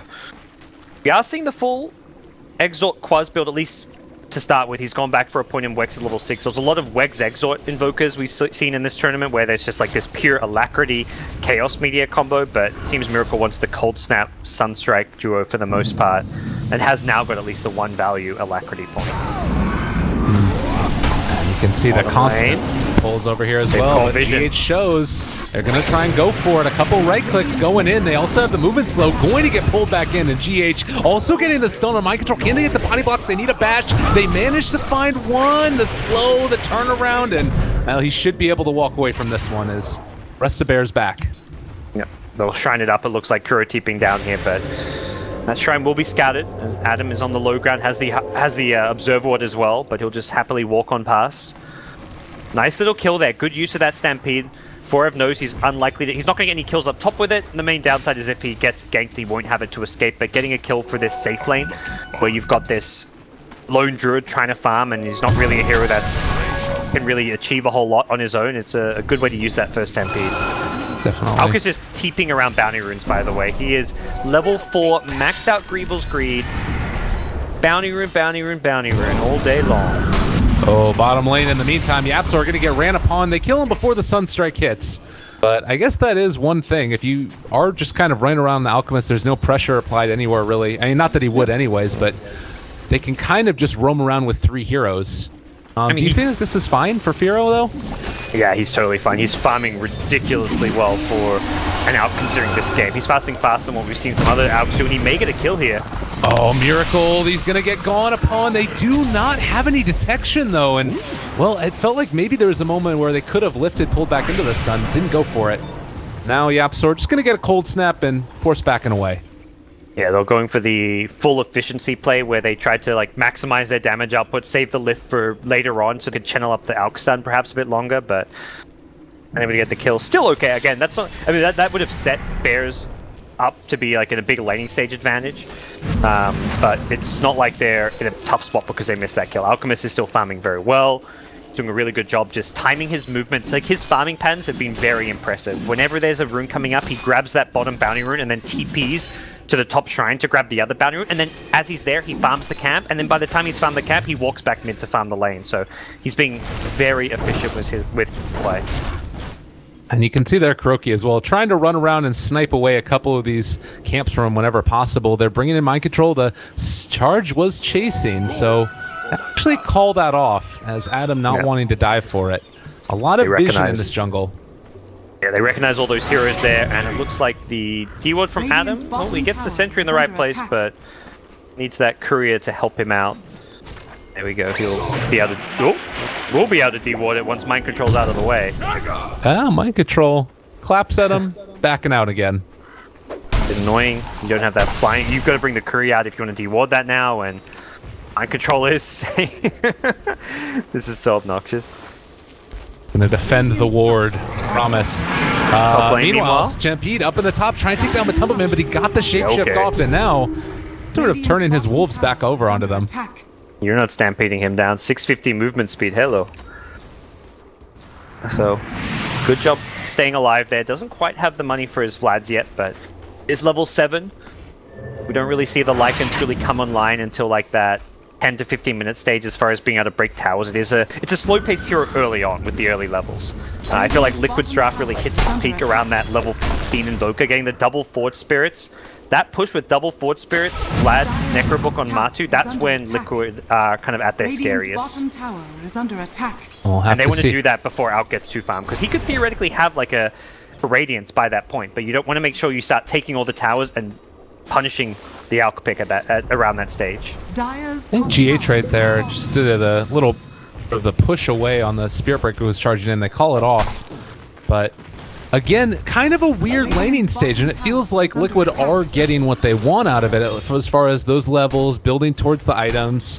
When's the point where do you need to try and throw a combo breaker in there for Bears, or do you just sort of do the same thing and get that Alchemist up as Radiance? So they have the blink on Centaur. It's kind of hard to reliably initiate for kills. They've been trying to do it with the Stampede. So they got the first Stampede kill down bottom. The second Stampede kill attempt was up top on the Lycan, which they missed. So that's kind of been their plays. Like they're just going for these small little ganking squads. It was a Centaur and Lone Druid up top. They had 3-man gank on mid. They missed 2 of those kills they went for, which sets them back a little bit, but even failed kill attempts still create space for Firo to farm. So they're hitting their item timings on the Alchemist for the time being. They don't have to be overly concerned until that big push starts coming. They've just given up the 1 tower now at bottom, but that was kind of inevitable with this constant Coddle Brewmaster pressure. And Yapsor in the mid lane, going to take a good bit of damage. They're going to run in with Matumbaman after the fact. Sunstrike is going to be on the mark, and now chasing Firo a little bit as well. Mind control in the area. Everybody suddenly here. Frostbite going to break the TP. Firo in a lot of trouble, stampeding, running away. There's the lift up. The Bruce Bull is already committed for this, and Brev also in the area. They're trying to break this up, but chase continues. The right clicks are there. There's the Illuminate for the kill. GH picks it up, now throwing up in the air the Centaur as well. This team fight is going terribly for Bears. Miracle is going to get the Ghost Walk out, running out and away. Mind control controlled and going to die. They're still throwing out more damage. GH lifted up in the air. The stun comes through as well with the charge. And finally, an end to the cacophony. Sunstrike hits him, finds the kill onto Adam. Miracle, the Magic Man. He's It's doing that it ward. again. That ward's still there. It gave him the vision. That ward that Oh my couldn't be God. ward. He ends up dying because of it. That dreaded ward. Adam is going to be so angry about that ward right now, but it's a good fight for Liquid considering the Alchemist goes down and they don't lose core hero. I mean, they lose the Matu Brewmaster, but he gets his job done trading his life for the Alchemist. Miracle and Matu stay alive, so definitely a favorable fight for Liquid. But Bears at least salvage things a little bit there towards the end, making sure they get a couple of kills in return, they charge back in, but they still have to be a little bit concerned because they do not want to see Firo going down. His item timings are crucial for the overall Bears game plan.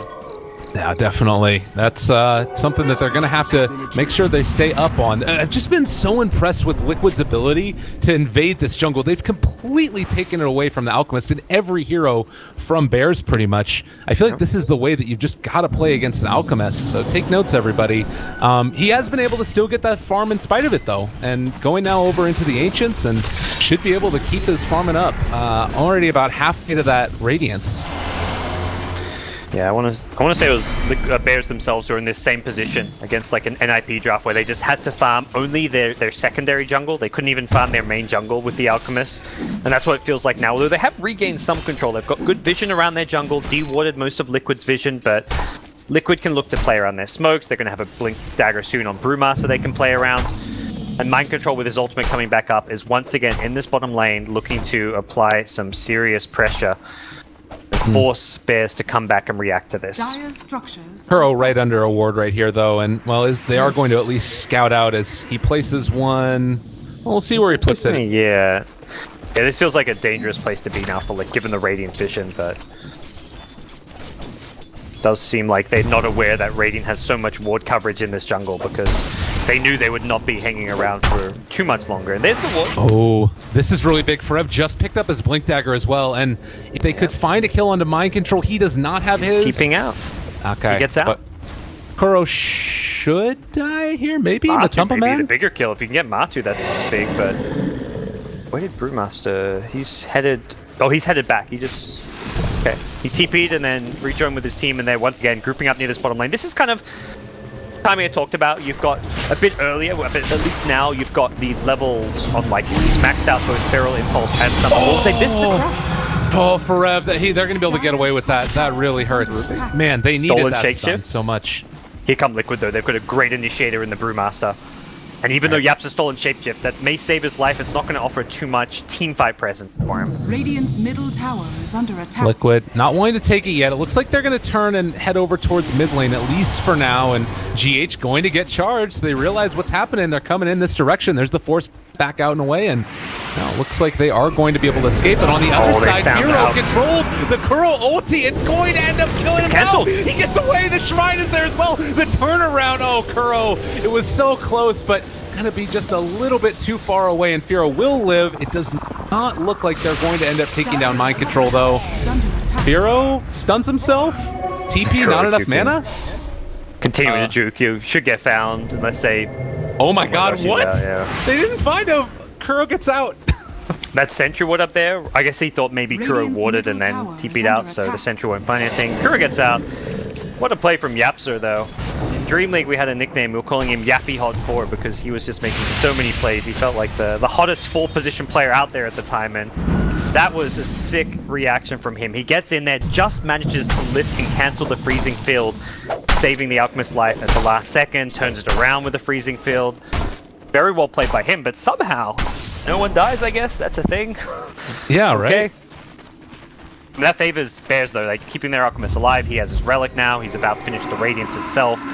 16 minutes in. Considering the aggressive lineup of Liquid, at least their mid-game aggression, you're very happy with this.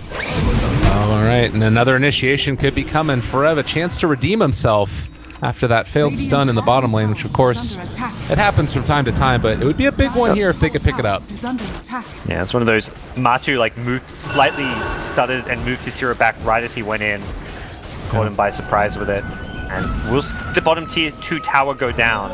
Bears were positioned around the top side of the map. They had the Alch farming up top. They didn't want to be too far away from him. They also felt like they could engage on mid, so they wanted to play on the top side of the map, but Liquid seem aware of that. Kuro's like circling like the entire jungle, like they're somewhere here, guys. Yeah. Here's the information. But I mean, he's spot on. He did circle half the minimap, but he is accurate in his assessment. They're somewhere up there, absolutely. Well, tier 2 tower ostensibly going to be traded since they took down the bottom one. It looks like Liquid actually want to take this fight. All right, Stampede's still available. They're going to blink out. I think that they do escape from this one. Yaps are not going to get controlled, and Sunstrike playing out on the mark. But that's Radiant's timing, 16 minutes.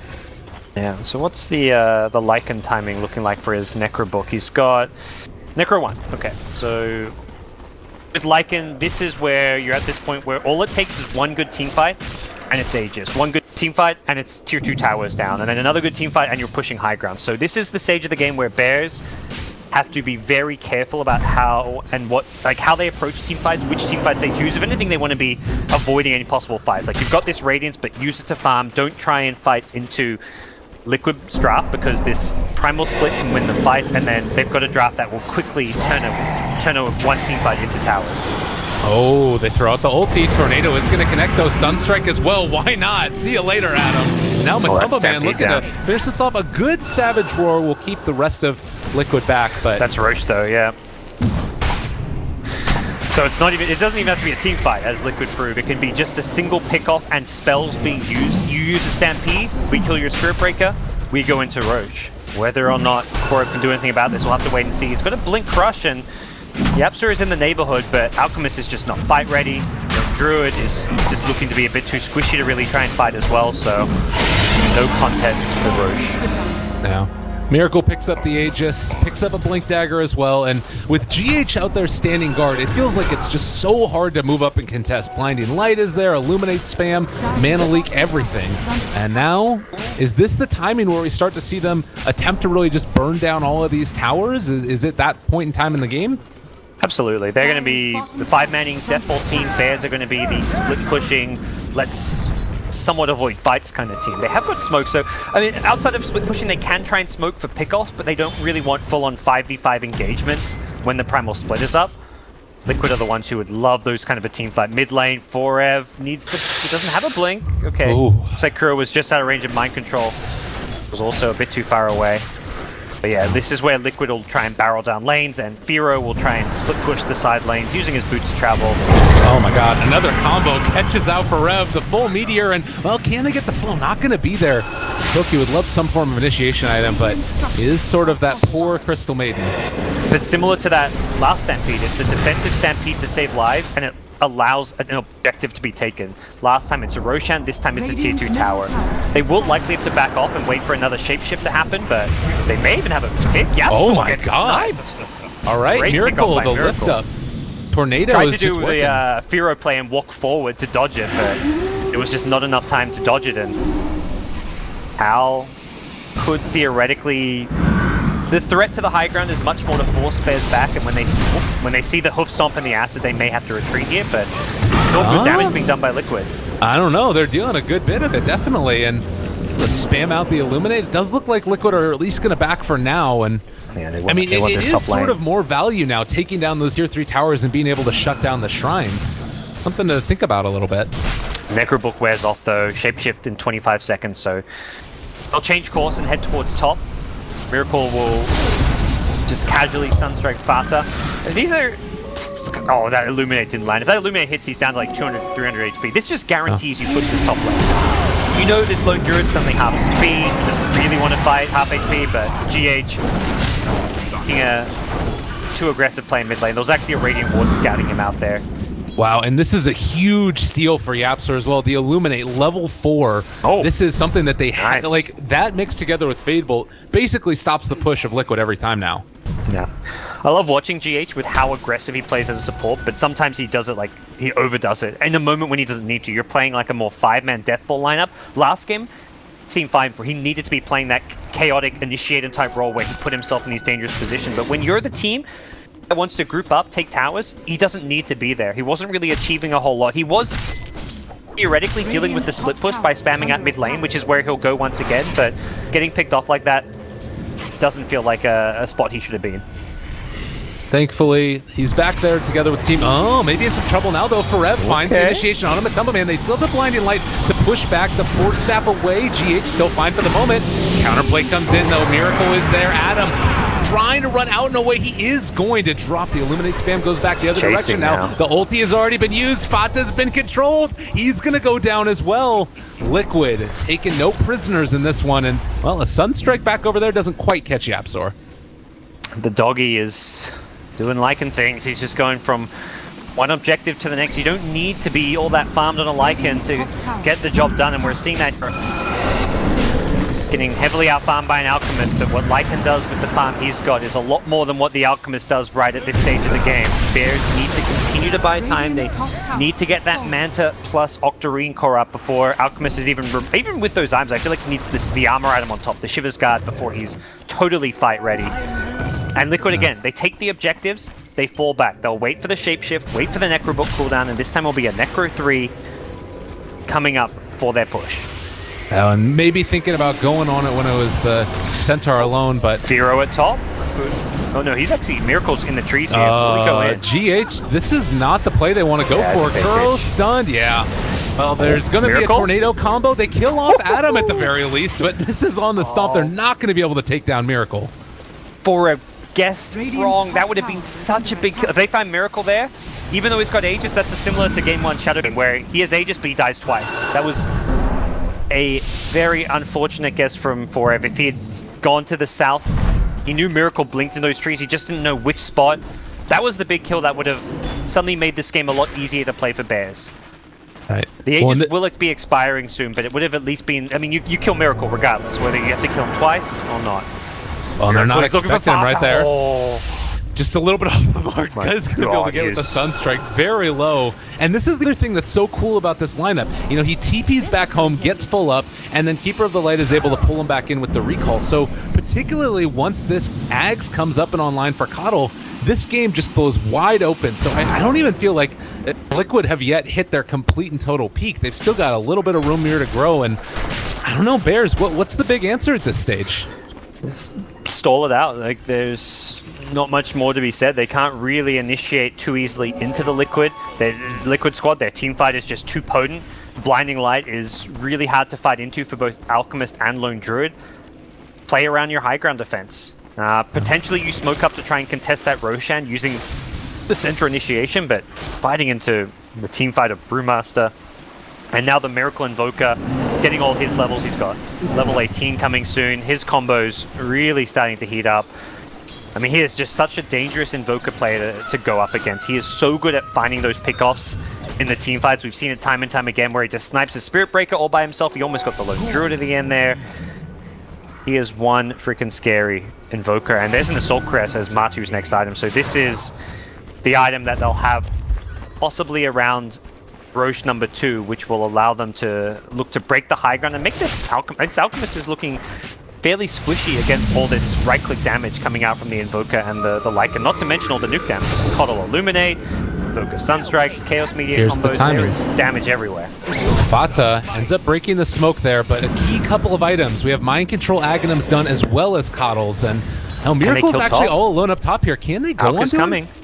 They're looking for it. They're hoping he walks in the jungle. If he walks in, he's channeling the stun.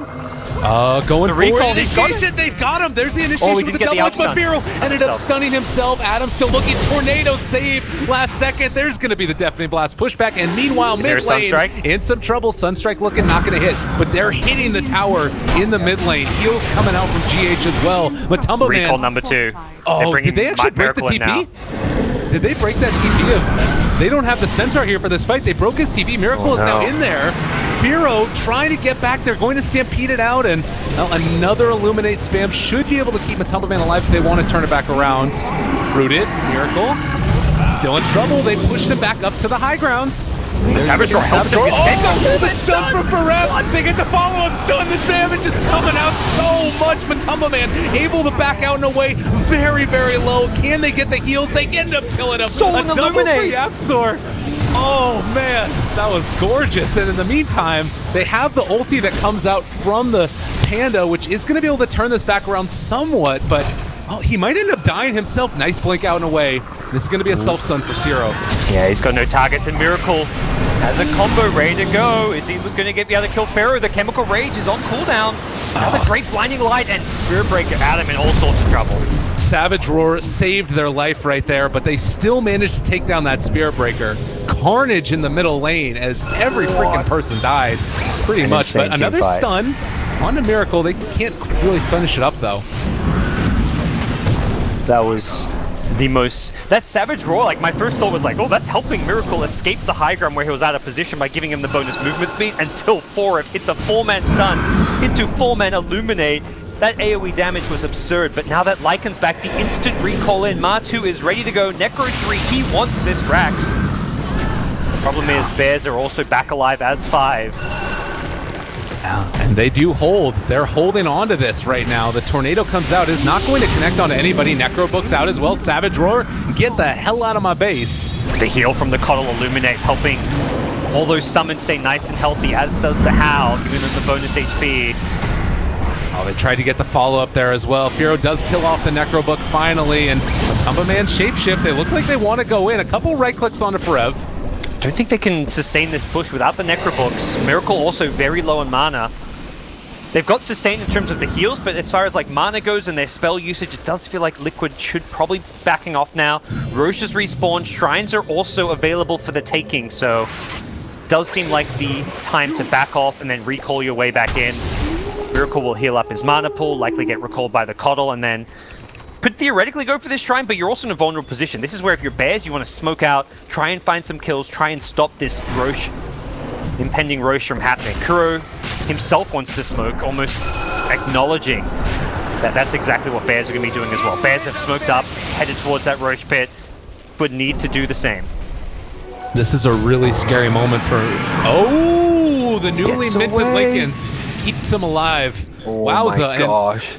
Okay. A little bit of pause. DC. Okay. Yeah, Brew DC. I mean, they had a split second of vision of Invoker. They didn't even have a moment to think about his item. So the Absol didn't get to check the Lincoln Sphere on him. Definitely no mistakes there. And Centaur was expecting a lift into a stun, so absolutely no mistake there made by Bears. It was just the item pickup from Miracle allowing him to not get caught out there. Whether or not he would have died is another matter. Who knows whether the burst damage would have been enough. I imagine if they'd got the into stun with a potential charge or unstable concoction follow-up, it would have been a kill onto Miracle, but he survives and Bears have to back off. They've got no mana on this Centaur. They've used Stampede. This may just be a free Roche for Liquid. This is huge. They have a Shrine available, which they can use. Oh yeah, it looks like that's what they're going to go for. Yeah, but if they want to contest Roche, they have to. It feels to me right now like Liquid have to get this Aegis, whereas Bears, if they don't get it, it's not great, but it's not the end of the world. How much pressure are Liquid under right now? Would you agree, or are you just... I'm not totally on the same page. I think Liquid is still, like, their timing window is still going to last them another 3 to 5 minutes. They're very strong. There's Assault Crest coming on Ma2. The Invoker scales incredibly well to the late game as an Alchemist counter as well. So I feel like there's actually pressure on Bears to stop Roche from happening. Okay. Well, Savage Roar comes out. They push back GH for the moment. Also worth noting that Spirit Breaker breaking the Lincolns in the bottom lane. We're going to have to keep our eyes on that as well. They have that ability to instantly take it off. Yep. They manage to have vision on Miracle in these extended fights. That's actually the other really big reason to go this Lincoln's build. Like when he's split pushing up top, he was so close to dying up top lane. If that Alchemist managed to get the concoction off, which he was like maybe 5 range away from getting off, he just managed to get it. Get out of range before the stun wore off. Like, that's a kill on Miracle. But with a Lincoln Sphere, you know when that charge is coming. So the second your Lincolns pops, you just blink out of the lane. You don't show on the map. But when you've got your Lincolns up, you can show anywhere on the map you want, knowing that you're not being charged. The counterplay could be like you charge a creep and try stun your way through Miracle, but that in itself that's very unreliable. Well, Yapzor, he's also building now back into the next one. Either side really wanting to take that next step towards moving in, and the big bad man, Mr. Roshan. But they've got the vision in there with the Wolves, so should be able to scout that out consistently, Liquid, if they want to try and make that move. Their play seems to be split push bottom, force Bears to come defend, and then go. Miracle, he gets his Lincoln's pop, he backs off. If Lincoln's is back up, he can now push out again, knowing that he can't be charged. So it's this constant pressure from Miracle. He's even using the Chaos Meter just to push faster. Alacri's up for Forward Spirit. Someone has to come back and defend. It's going to be Alchemist. The second they see Alchemist, they may head into this Roshan pit. They're recalling Miracle. Ma2 is going to TP. Roche is on the menu for Liquid. And obviously not having that recall is going to make a pretty big difference. Do they have an idea that this is happening? I'm sure that Bears have to know it, but being able to come and contest a completely different matter. Forev is there. They're also split pushing though, the top lane. Lone Druid hits pretty hard on buildings, is what I've heard. Another mana leak onto Forev. Sunstrike. Mind control on top of him. Now they have the Pearl ulti as well, able to almost bring him down. Forev is going to fall here. So no Lone Druid. I think he misclicked. I think he double-clicked his TP. Because he popped his Mjolnir and then TP'd. I thought he was TPing to the fight, but he TP'd to the fountain.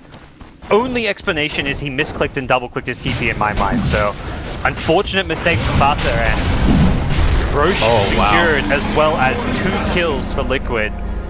That looked... Because Fata had 2 plays. He either split pushes top, tries to trade Roche for like the tier 3 tower, or he comes and fights. It looks like he was taking the second approach. He even popped the Mjolnir before he TP'd. All right. Yeah, definitely an odd one. So huge moment right there. Ends up being into the favor of Liquid quite heavily. And now Aegis online with Lycan as well as an AC. You've got all of these items up. The only downside is it's not daytime, but... I mean, that helps the Howl out. It hurts the Coddle Heal. The Coddle Heal is better than the double Howl, so...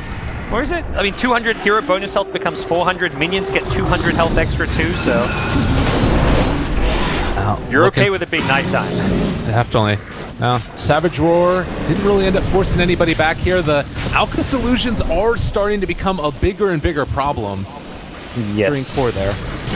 And they've got Radiance too, so it's that mischance on all the summons, on the Lycan himself. Oh, stun Matubba, man. The Tornado to interrupt everything though, and there come the heals. There's the heal. Gonna get the free Spirit Bear, and get the Rax here. Nice.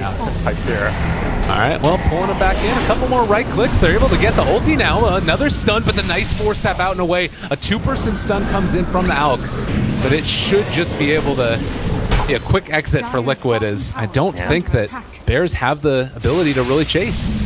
It looks like they're just gonna roll their way down bottom lane now. Voka TP's back, picks up his Soul Booster, close to an Octarine Core. The rest of the team are gonna wait around the jungle, perhaps expecting Bears to try and set up, get some vision outside of the base, and just let Miracle solo push the lane for now.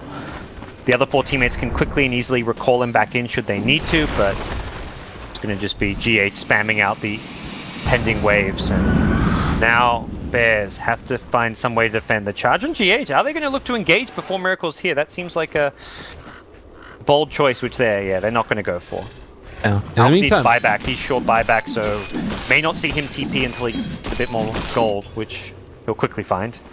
And I mean, you can keep that pressure out as well. Like the other thing is just being able to make sure that they're keeping some pressure on that top lane while this bottom lane is kind of all going wrong. And well, they do start to hit away at this tower. It's tough to figure out what the great answer is. They just don't have the initiation to deal with it or the damage to follow it up. Does look like Liquid happy to slowly siege and chip away at this one. Just use the Forward Spirits, the Alacrity, Bam on Miracle. Lycan's not even really committing too much for the high ground. He's happy to select the summons to most of the damage. Perhaps with this heal backing him up, he will go in with the Howl.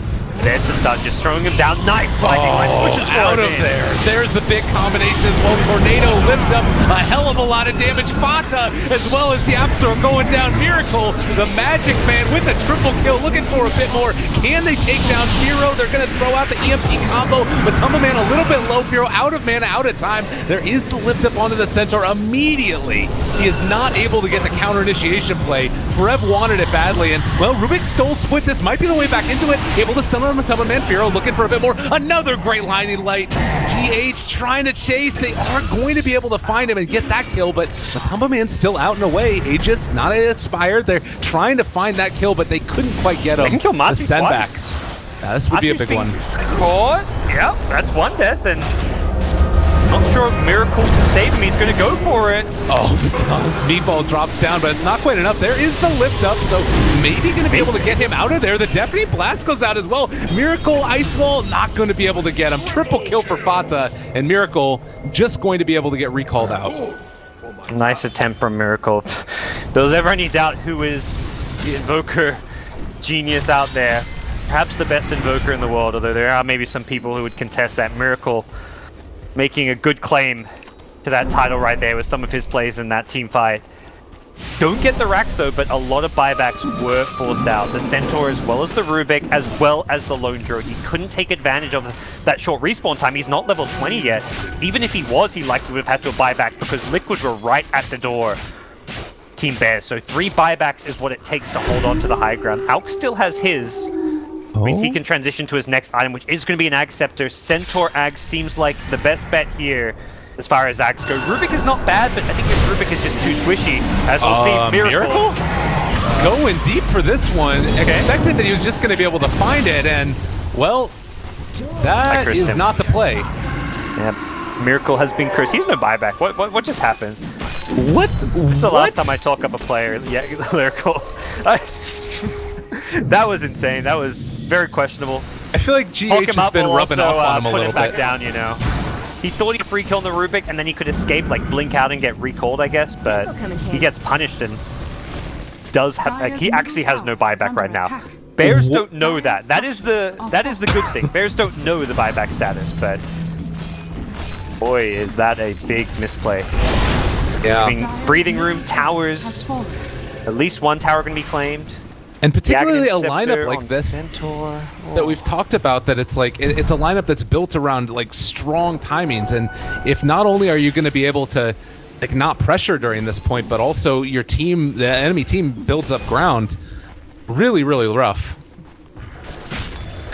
Well, I mean, this is one of those tense games, like those moments, like sometimes you think you have a play which can open things up for your team, and we saw it top with Fata where he accidentally TPs back to the fountain where he didn't mean to, I can only imagine, and playing this game is in a place where it's still not one for Liquid. That one lane advantage, the late game is still very potent with this Alchemist Lone Druid duo, and the Centaur Ag Scepter is a big game changer. You look at those Invoker combos at bottom lane, if Centaur has an Ag Stay with a Stampede, damage mitigation makes a big difference as far as keeping the whole Bears team alive.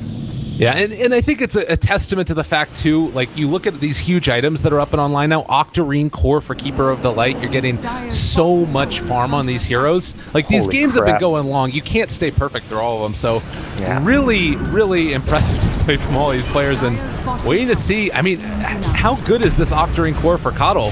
Oh, Forev went for the blind blink stomp onto GH, didn't quite get him, but they still see him with the high ground ward. Adam loses that vision, won't go for any kind of a deep dive or charge. Dire's middle tower. I mean, all of Coddle's spells this game are amazing still. Mana Link, it's like, can cripple the Centaur, take away his mana pool, keep heroes locked in place, Illuminate for the AoE damage, the wave clear. Chakra is probably his weakest spell in the late game, but is still useful. Blinding Light is incredible, it's going to force out BKB or an MKB on Fata. It looks like he's queued up the BKB. Alchemist himself is not going to have a good answer for the Blinding Light, so it's a very good Octarine just to reduce all those cooldowns. Yeah. Well, and I think that also, like, the cooldown reduction is kind of unique. This bottom range racks. There's the Lycan Rat, Dota. I'll get the free range. Oh, dirty. I've forgotten about this hero and what it can do to your soul. It's kind of frustrating. I mean, for one player, he's enjoying it. Definitely. To see Lycan had it back into captain's mode. That was a direct Ice Frog buff to Team Liquid. Right. But this game's still not over yet. Ag's number 2. This one will be Rubik's. Yapsor. See what he can do now in these fights. We've seen some big steals from him. A couple nice Illuminates, and then the Primal Split, of course, has been a very nice steal as well throughout this game. The Invoker, I feel like whenever you go up against him as Rubik, it's just like throwing themselves back at him and can be just as quick. But, well, Kuroki going to get charged here. They do have the Glimmer Cape, realizing that something could be afoot, and we'll back out for the moment. As Firo? Yeah, he's fine. Bears playing on the front foot. They want to not allow Liquid to secure that next Roshan. Rosh is actually back up. Not that Bears have the easiest way to get in there and take it, but they feel like they can take out this last out of tower.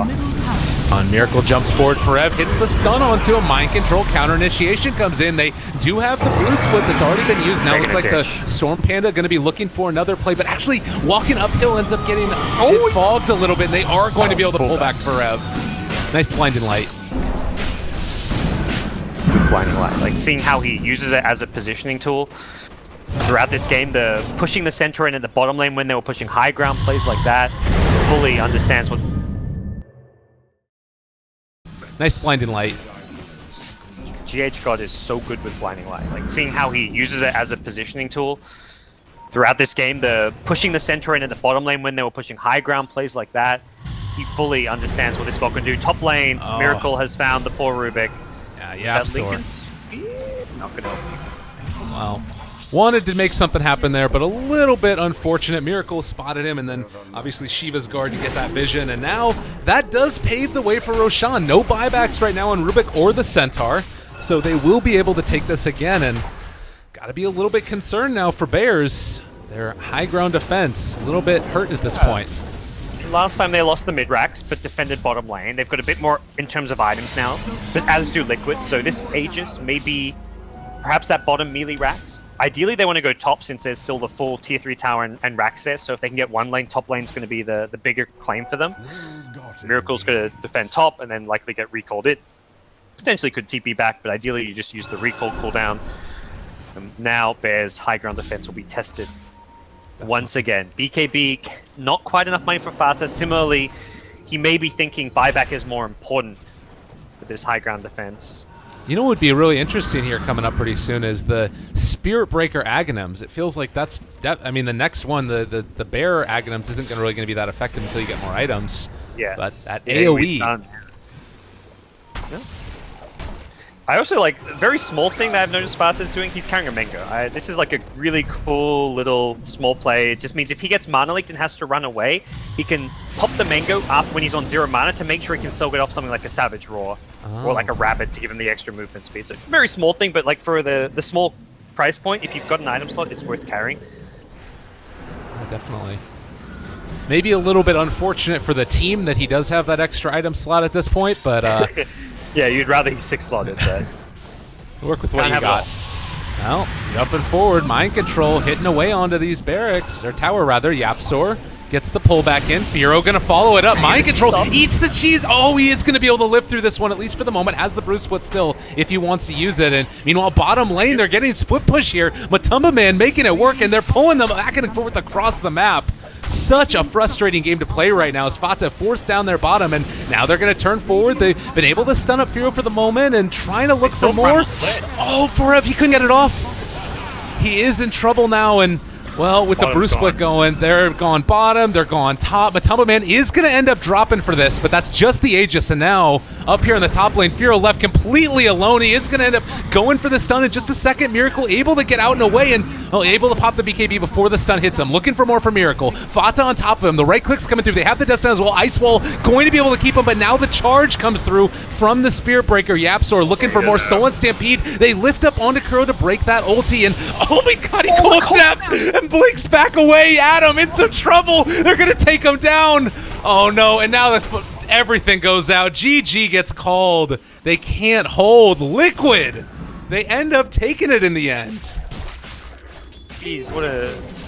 Every single game of this series was fantastic. That's what's impressed me most. Like, I look at that, like the first best of 3 we had today, 3 games, but very draft-driven.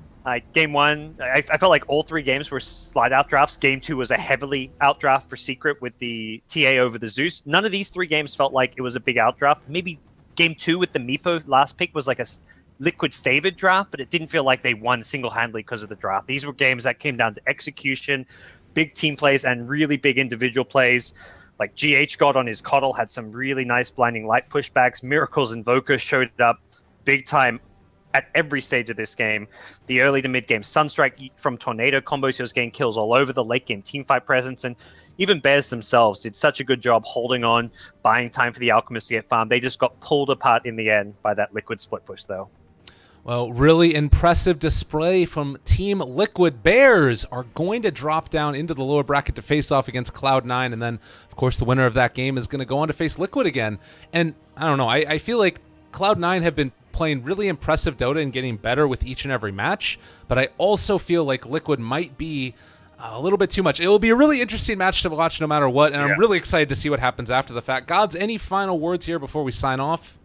I mean, this whole European qualifier, like each region, like you've been casting the CIS one, every qualifier just feels like a mini tournament in itself. I feel like by the end of this, it's like, it feels like that's the end of the tournament, but that's just one qualifier for one spot in Europe. It feels like Bears and Liquid are on another level to the other teams in this European qualifier, but at the same time, C9 have continued to play better and better. They've definitely proven that they are the third best team in this qualifier. If they can step up their game even further, or maybe just have some really sick pocket strats and drafts, because I feel like C9 often win off of draft. Like that's what they need to do tomorrow when they go up against Bears, which is going to be a tough match for them, but we've seen some crazy stuff, so I wouldn't count Cloud9 out. Absolutely. Well, thank you guys again so much for watching. Lyrical as well as God's 2 commentators. Cap was on a little bit earlier before his computer died, sadly. But they'll be back again tomorrow. More great action soon to follow. And then a little bit later on, we've got the start of NA, which occurs after the end of EU, if I'm not mistaken. And then following that up will be the CIS region qualifiers as well in the playoffs. So DAC 2017, it's happening, everybody. Stay tuned. More great action to come for the next couple of days. We'll see you then.